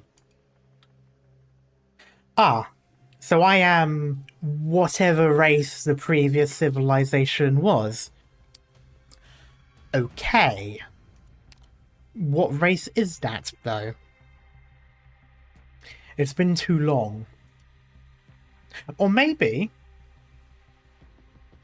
the character we play in Enfield is a similar race as well. That they're very human-looking people with seemingly no extra bits added to them. Because I was thinking, these playable characters look like humans of no description whatsoever, just normal humans. And I haven't seen any other race that looks like them. Maybe the Doctor and them are the same. Maybe they are from the previous civilization as well. Anyway, that is random stuff. What if Administrator is a clone of Doctor himself? I mean, that is also a possibility, just because of that jab at the end of the trailer, how about I call you Doctor or whatever, or the Doctor or something. Anyway. Are the shadows of that civilization still deep within your memories, Doctor? Have any fragments floated to the surface?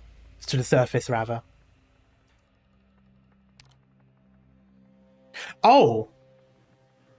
So, I was thinking that was before going in after Babel. I wasn't thinking that was before. I was thinking that was before we woke up in Chernobyl, not before we woke up however long ago.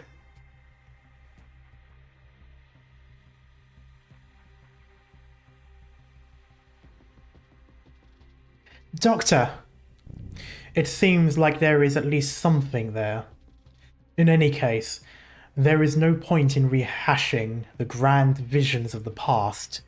Just use your imagination, according to whatever impressions still remain.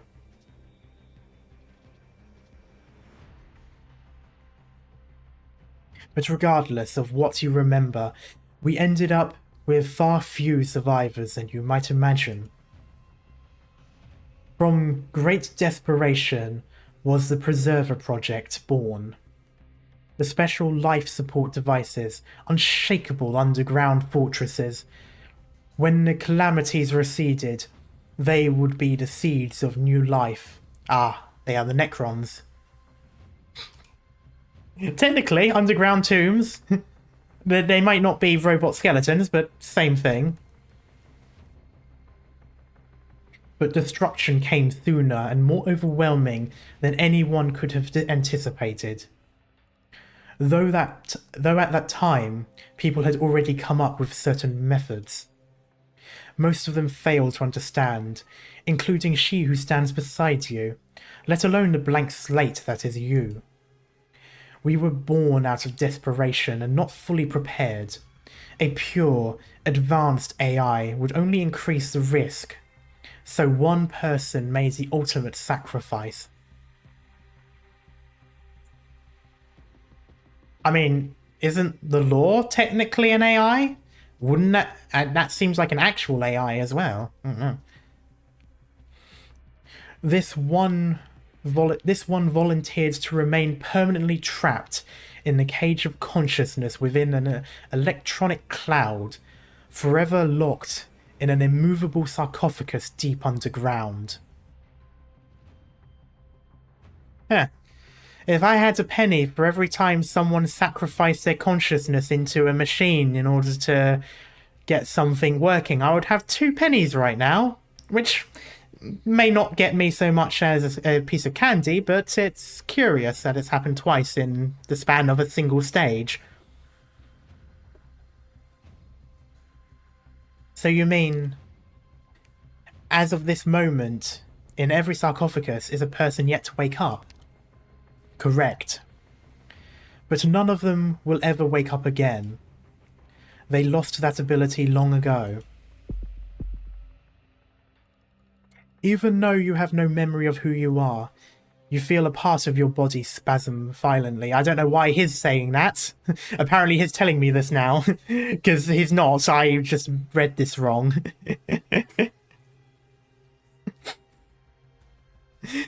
That was the narration. Anyway, a dull pain travels from your heart to the palm of your hand. For a moment, the name of this emotion eludes you. Your daily life at Rhode Island often making you forget the quandary at the core of your existence. Kin. Doctor. Council hesitates to speak. You know, I'm somewhat concerned with the fact that we are making her nervous. I don't like it. I don't like nervous Calcit. This is one of the few times we ever see it. The law isn't exactly super intelligent or discerning as Guide Ahead shows. I suppose maybe it's a little bit more like the robot dude in Star Rail then. Less sentient and more just running on program. Anyway, you want to say something to comfort her. You want her to be as omniscient as she always has been in the past, offering you solutions, answering the questions you've always had. Yes, please do. But you see only doubt and sorrow in her eyes. God. Sorrow is an uncommon emotion for her. Even less so if that sorrow is for your sake. I am now immediately concerned. If you came here only to stop Kristen, turn and leave. Nothing is going to stop us, even if the meaning of her death is itself but a gamble, I've already made up my mind. In the memory bereft doctor and AMA-10, who has managed to survive to this point. If you have no other responses, then we have nothing more to say.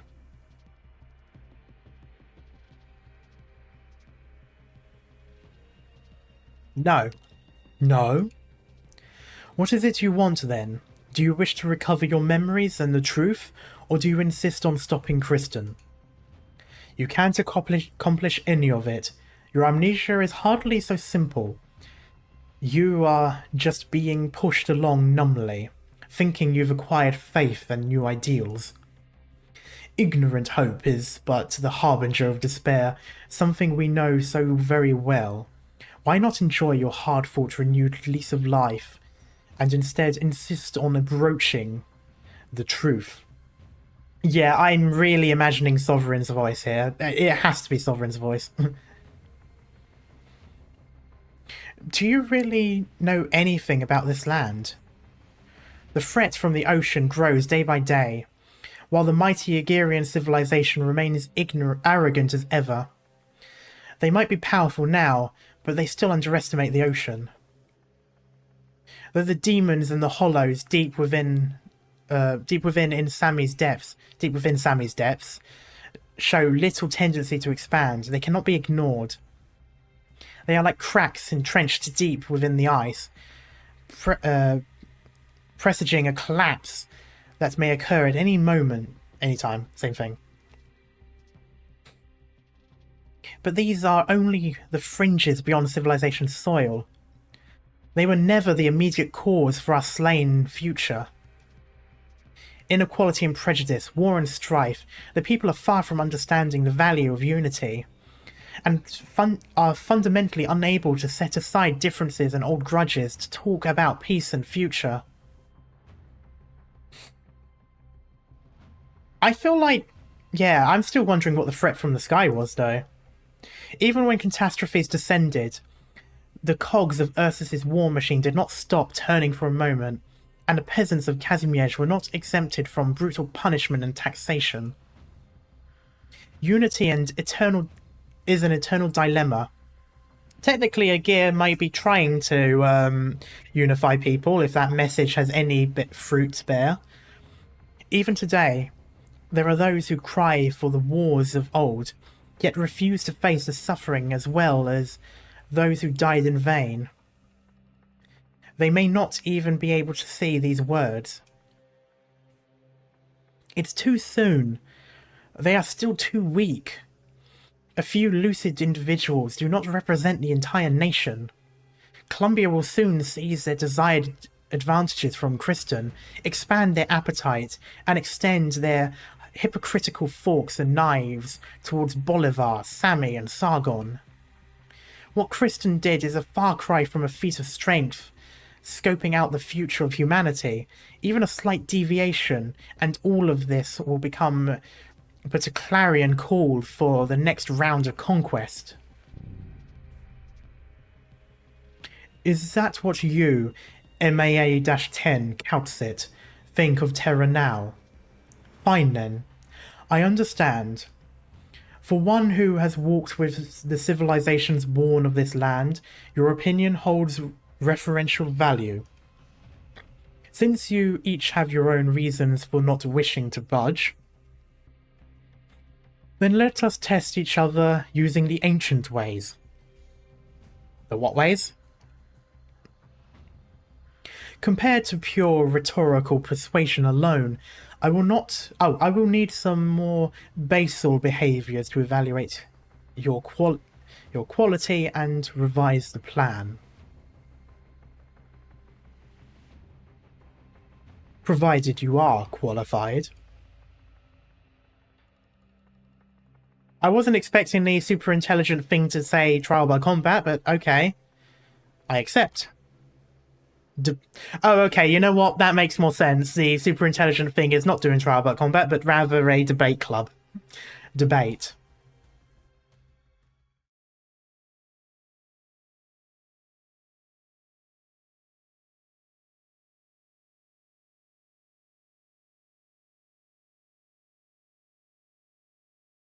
Allow me to explain in advance that things you've brought up are not outside my knowledge.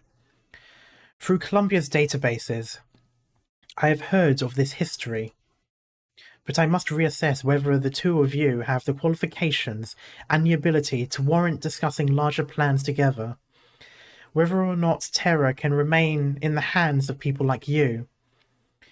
Whether you have the right to debate the future. I kind of hope we lose this, to be honest. I don't agree. I don't actually agree with Kelsey. I don't agree with stopping this. I think it needs to happen. Regardless of all the bad things that can come from it, it needs to happen. In the same way things have progressed in our world, a lot of bad has come from the things that we've done, but at the same time, it has progressed things forward.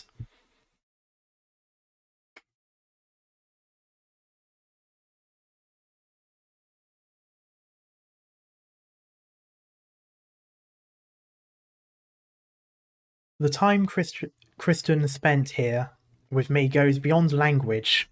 Hold on, you two. We are about to begin.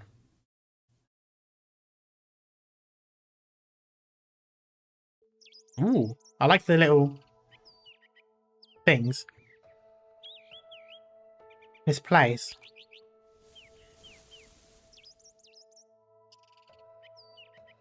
Hi. Hello. You.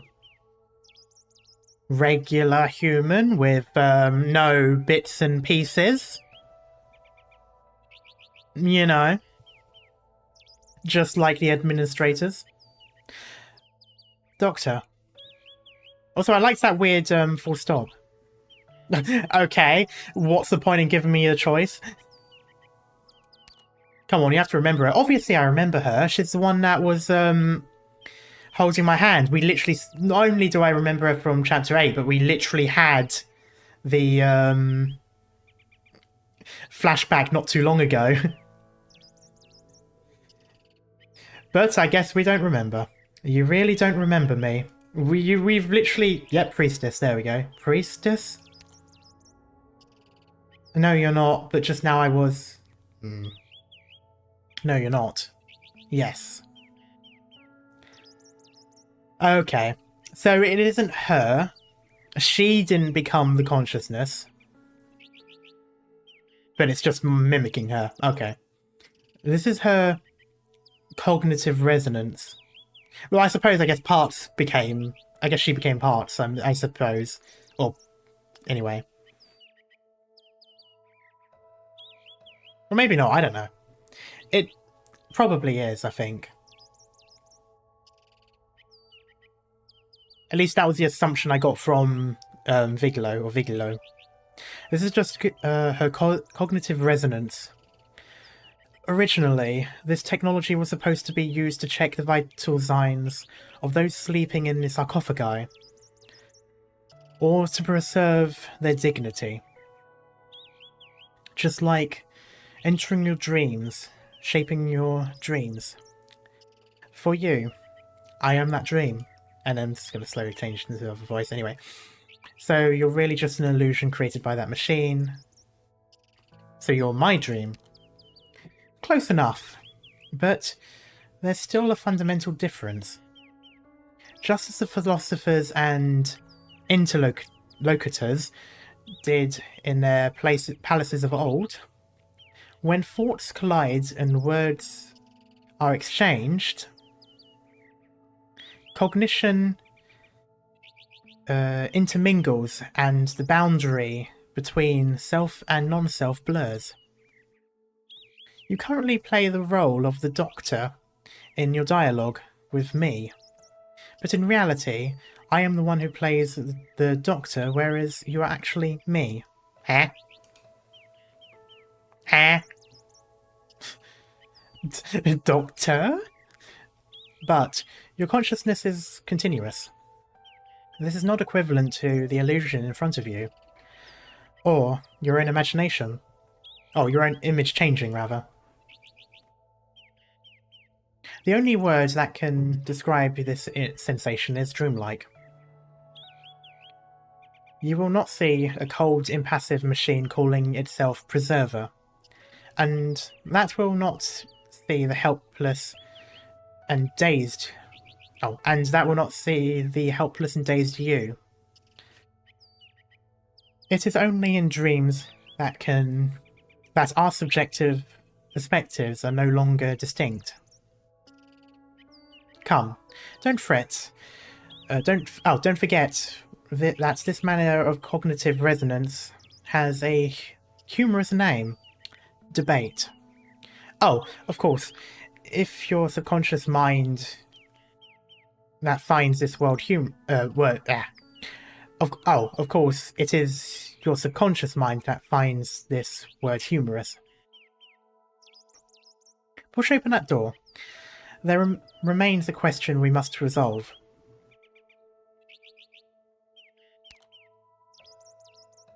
No, it's not that I'm trying to test you. By all means, this is not one of Preserver's cryptic questions and question and answer sessions, or one of Calcit's rhetorical traps. The one who will pose the question is Doctor. What's that supposed to mean? Myself? I'm just going to push the door open. I did not expect to see you here, but okay. You, yourself. After losing your memories, you quickly got accustomed to life at Rhode Island. You've always known that Calcit was hiding something from you, but over the years, you've both been overwhelmed by the challenges you face. Over the years, okay.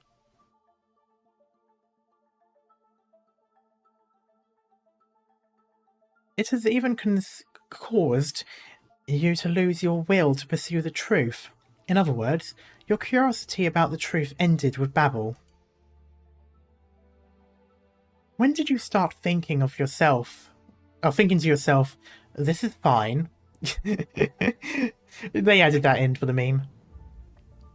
Do you really have that same obsession in the bottom of your heart to recover your memories? As more trust was built, certain truths gradually came to light, which even led you to self-doubt. But the two of you overcame these difficulties, which is why you're here today. But what about before that? Long before you took Amia's hand in Chernobog, long before Babel. Oh, I like this music. Who are you? What are you? Where are you going? Oh. Doctor, who are you? I am the Doctor.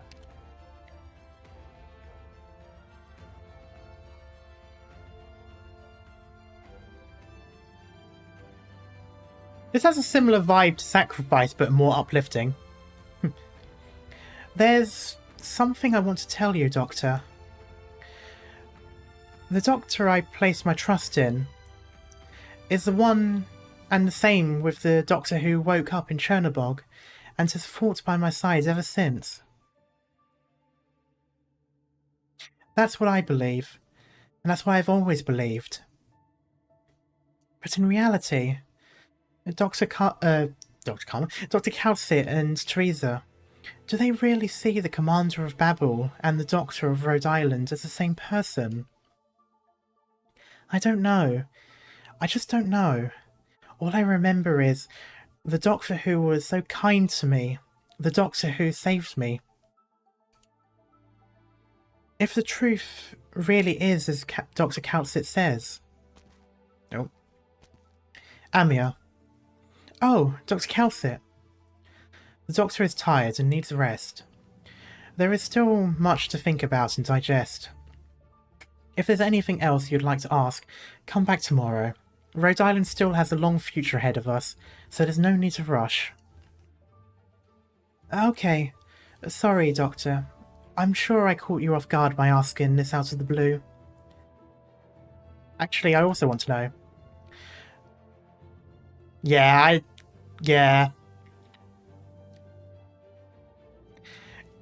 I'm starting to distrust Calcit in the way that I was in Walk in the Dust, I think it was, or something where I was like... Oh no, the module, when I was reading her module, I think. And there was something where I was like, I hope she doesn't turn out to end up being, like, bad, or at least self-serving. And now all this is like, a lot of blocking here. Don't dwell on it too much. There's not much time left before we reach the outskirts of Londinium. But this is... The next thing on the itinerary is a meeting between... the elite operators. And we'll need you to sit in. Hurry, come this way. Interesting meeting. Why? Chernobog has fallen to an atypical circumstance with regard to the infected. Rhode Island is now, as we are now, cannot afford to the risk of getting involved. The Doctor will be our indispensable linchpin. Is this the one you're talking about worth... is this one you're talking about worth a dozen or more Rhode Island lives? If it's worth it, then I'm on board. But if even a single operator raises a concern, then count me out. Hello, Logos. Oh. I didn't realise that was a fishnet. What? Don't move, Rhode Island Commander. Now there's nothing that white-haired feline can do. Even if she could kill the captain, even if she could kill Patriot, she can't protect you. Have you ever thought about our lives? Have you ever looked at this land from our point of view? I mean, actually, yes. Or at least I have. I don't necessarily know about my character. Of course not. You don't know a damn thing about the kind of bonds we share, or how we've said goodbye to our parents, or how we've painted our cheeks with the ashes of our best friends. Killing a reunion fighter, depraving someone of his life, just like checking a box for you. Who the hell do you think you are? Have you ever given a serious thought to what it means for us to live and die? Of course I have. Watch out, Doctor. Stop, don't do it. Oh.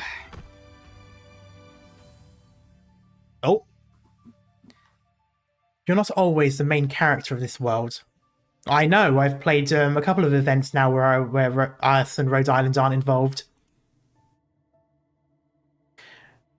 Just like your life, your past. Take a look outside the glass pane of parts.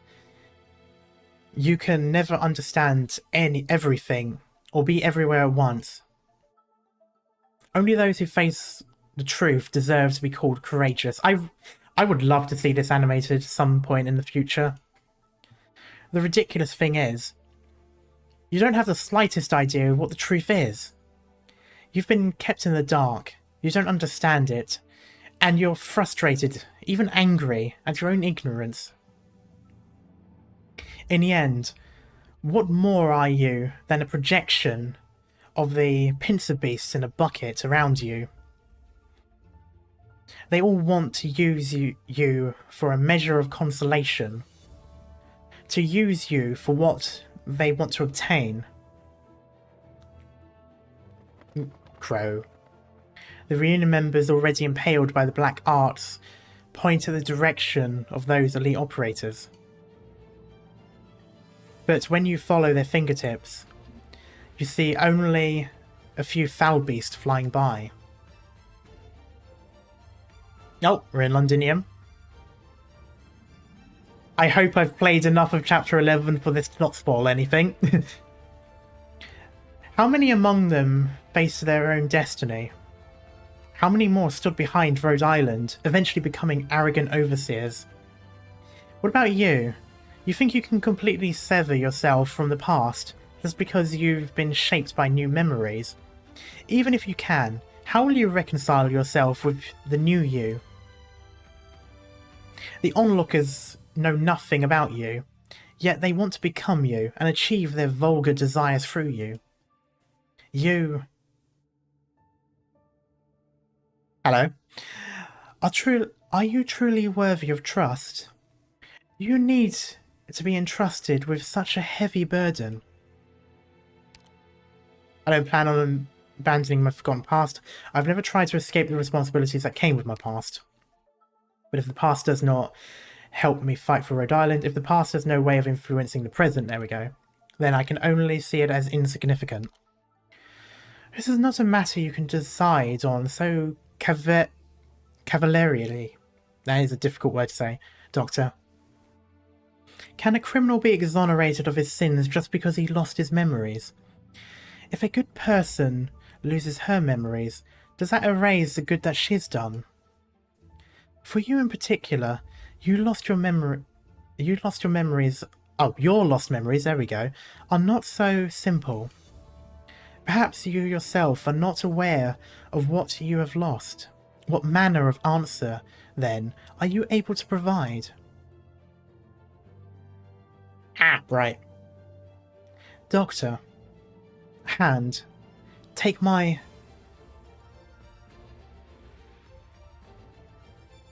I never like how sharp our nails are in this. It's so creepy. It makes us look like some sort of lich. Take my hand.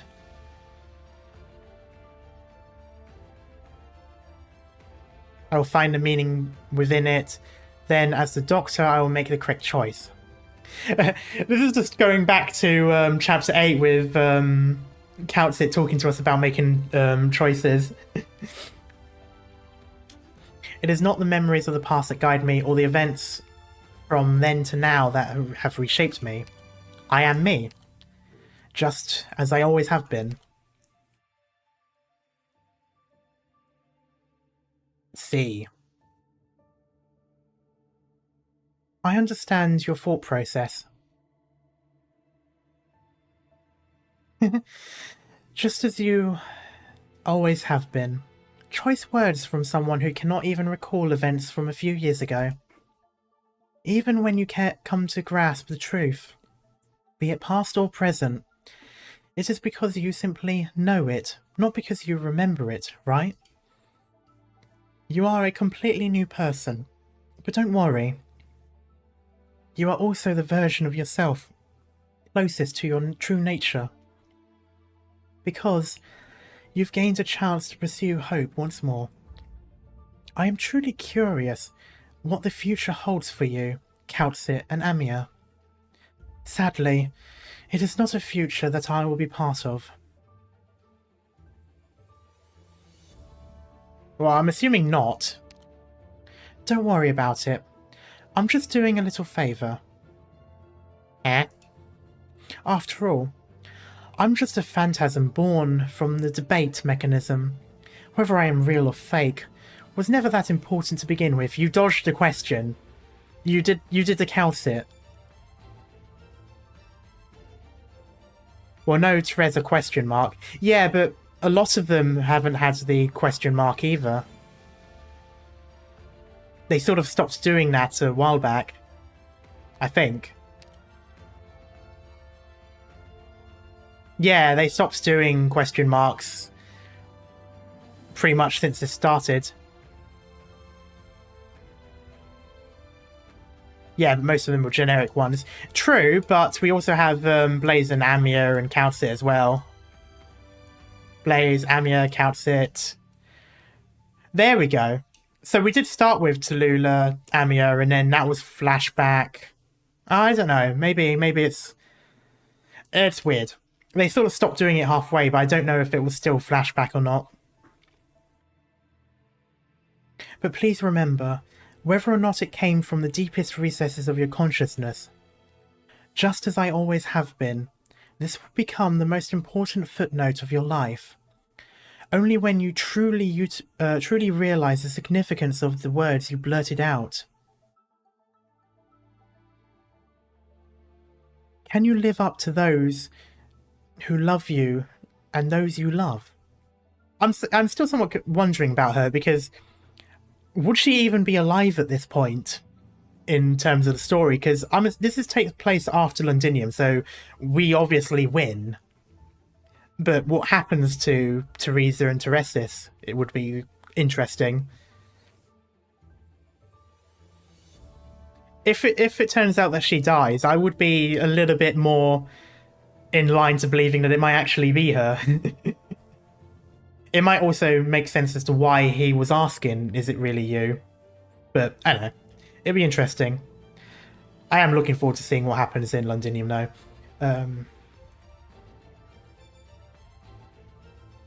Oh, Rhode Island. Have they ever explained what the floating thing is?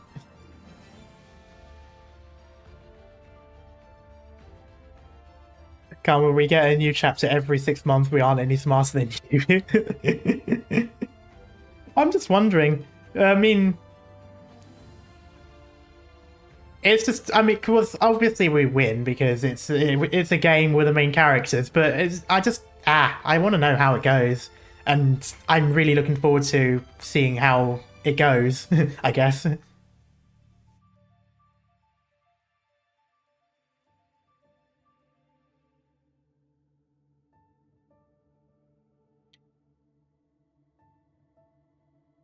We should all grasp our own destinies that way. There will no longer be any such thing as preordained destinies in this land. I also feel like this is quite a bit... I don't know, something about this entire event gives me endgame vibes, to be honest with you. I mean, obviously it's not, because I feel like the endgame would be Rhode Island completing its objective of finding a way to at least treat infection. Obviously, we find out in Enfield, you know, but still. But it's weird, like, all this, like, this feels like it's quite a bit after... I suppose 1099, so it's not that far off. It's only a year? So, maybe not. You are only... Oh, you are the only antidote. But also the poison that can destroy everything. What truly hinders us is neither originium nor catastrophe, neither sea nor sky, but rather ourselves. Believe in Amir, believe in Calcit. The dark, endless night is quickly approaching, and you all must become our sole ray of light. Until next time. Run all you like. Let's see how far you What? get.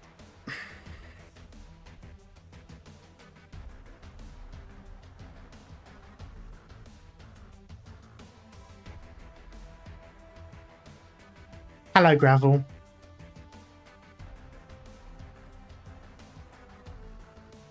Couldn't it have at least gone back to...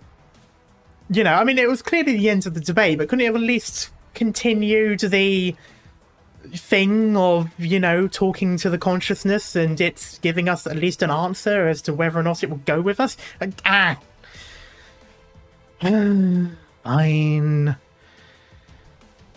I guess we'll find out next time. I swear, that was worse than the time Calcit did it. Twice, I should add.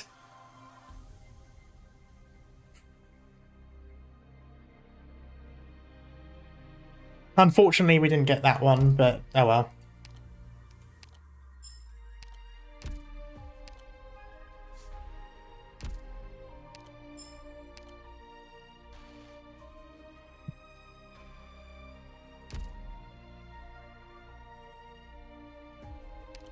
Oh yeah, this is all those things. I'll go through them later.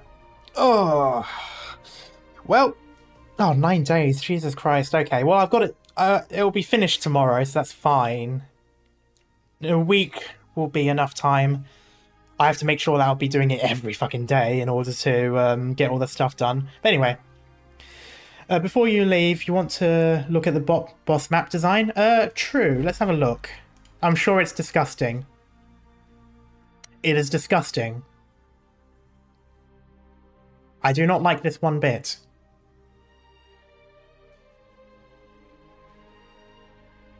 I feel like wherever the boss comes from, it's going to move in a way that you'll hit it with every single ball in this area. But that's probably... There is no range. There is no range.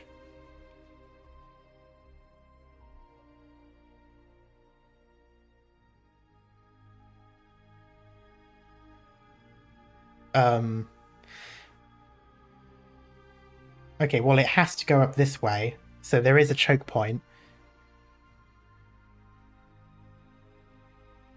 I'm not going to be able to use any medics.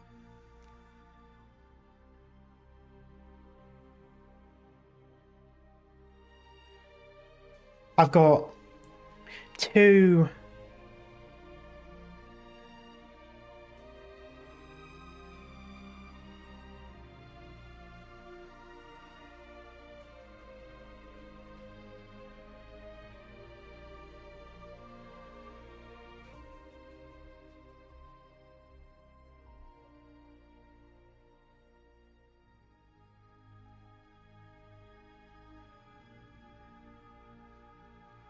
You have no ranged and melee. Okay.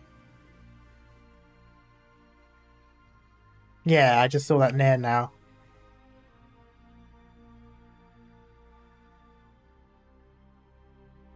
Other way round. Okay, I read it as no ranged. And also no map. And I didn't read this bit at all. I went straight to the map because I was told to go to the map. But still... Okay, so I can just put them anywhere. Oh, that's fine. I'll just put them in the places where no one can walk. These things might as well have just been... These things might as well have just been regular ranged tiles anyway. It makes no difference then. Okay.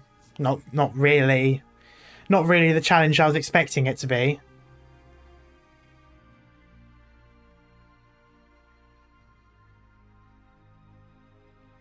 Enemies have -1 weight. Does that mean they're not even going to affect the tiles? I'll be interested to see what the catch is, because this is currently gearing up to be one of the easiest fights ever. There's got to be a big catch, because there's no way that's as easy as it looks.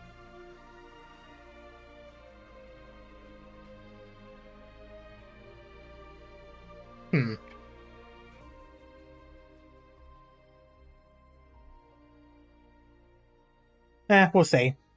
That is not my problem, though. That is Tomorrow Karma's problem.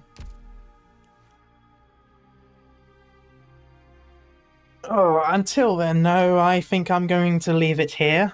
I'm technically already late. I should have been joining Cat on his stream. Oh, he's doing Daisy anyway, so I don't... I've still got plenty of time to join him. Anyway, I'm going to leave that here. And tomorrow will be when I continue. And I should have the the stage done. I will have the 2 story stages done, and that should be it. This has honestly been... I should probably find better things to say, because I keep saying this every event, but this is one of my favourite events so far. I really do say this every time I play an event or a side story, but they just keep getting better and better. Like, I said it with Under Tides, I said it with the other event, I forgot what it's called, Sortivera. I said it with... Remember to do investigation. I don't have any points for it at the moment. I have to wait till tomorrow. I said it with Siracusano, with Guide Ahead, and now I'm saying it with Lone Trail, but every time, each event just becomes my favourite. I'm really liking the story, and there's so much to take in. It's going to take me a little while to process everything I've learned today. But yeah, that's future Karma's problem. Which, as Merwin stated, future Karma will hate past Karma for. We need to make a drinking game for every time Arknights creators say this is my fav. Yeah. I mean, hey, it's not our fault that Hypergriff just keep coming out with fire stuff every time. It's reached a point where I don't even ask the question, how would they top this? Because they do. They just do. And I don't know how, but they do it. But yeah, I'd say that's it. I've dilly-dallied enough for now. Until tomorrow, thank you guys so much for hanging around. And I shall see you all next time. Bye-bye.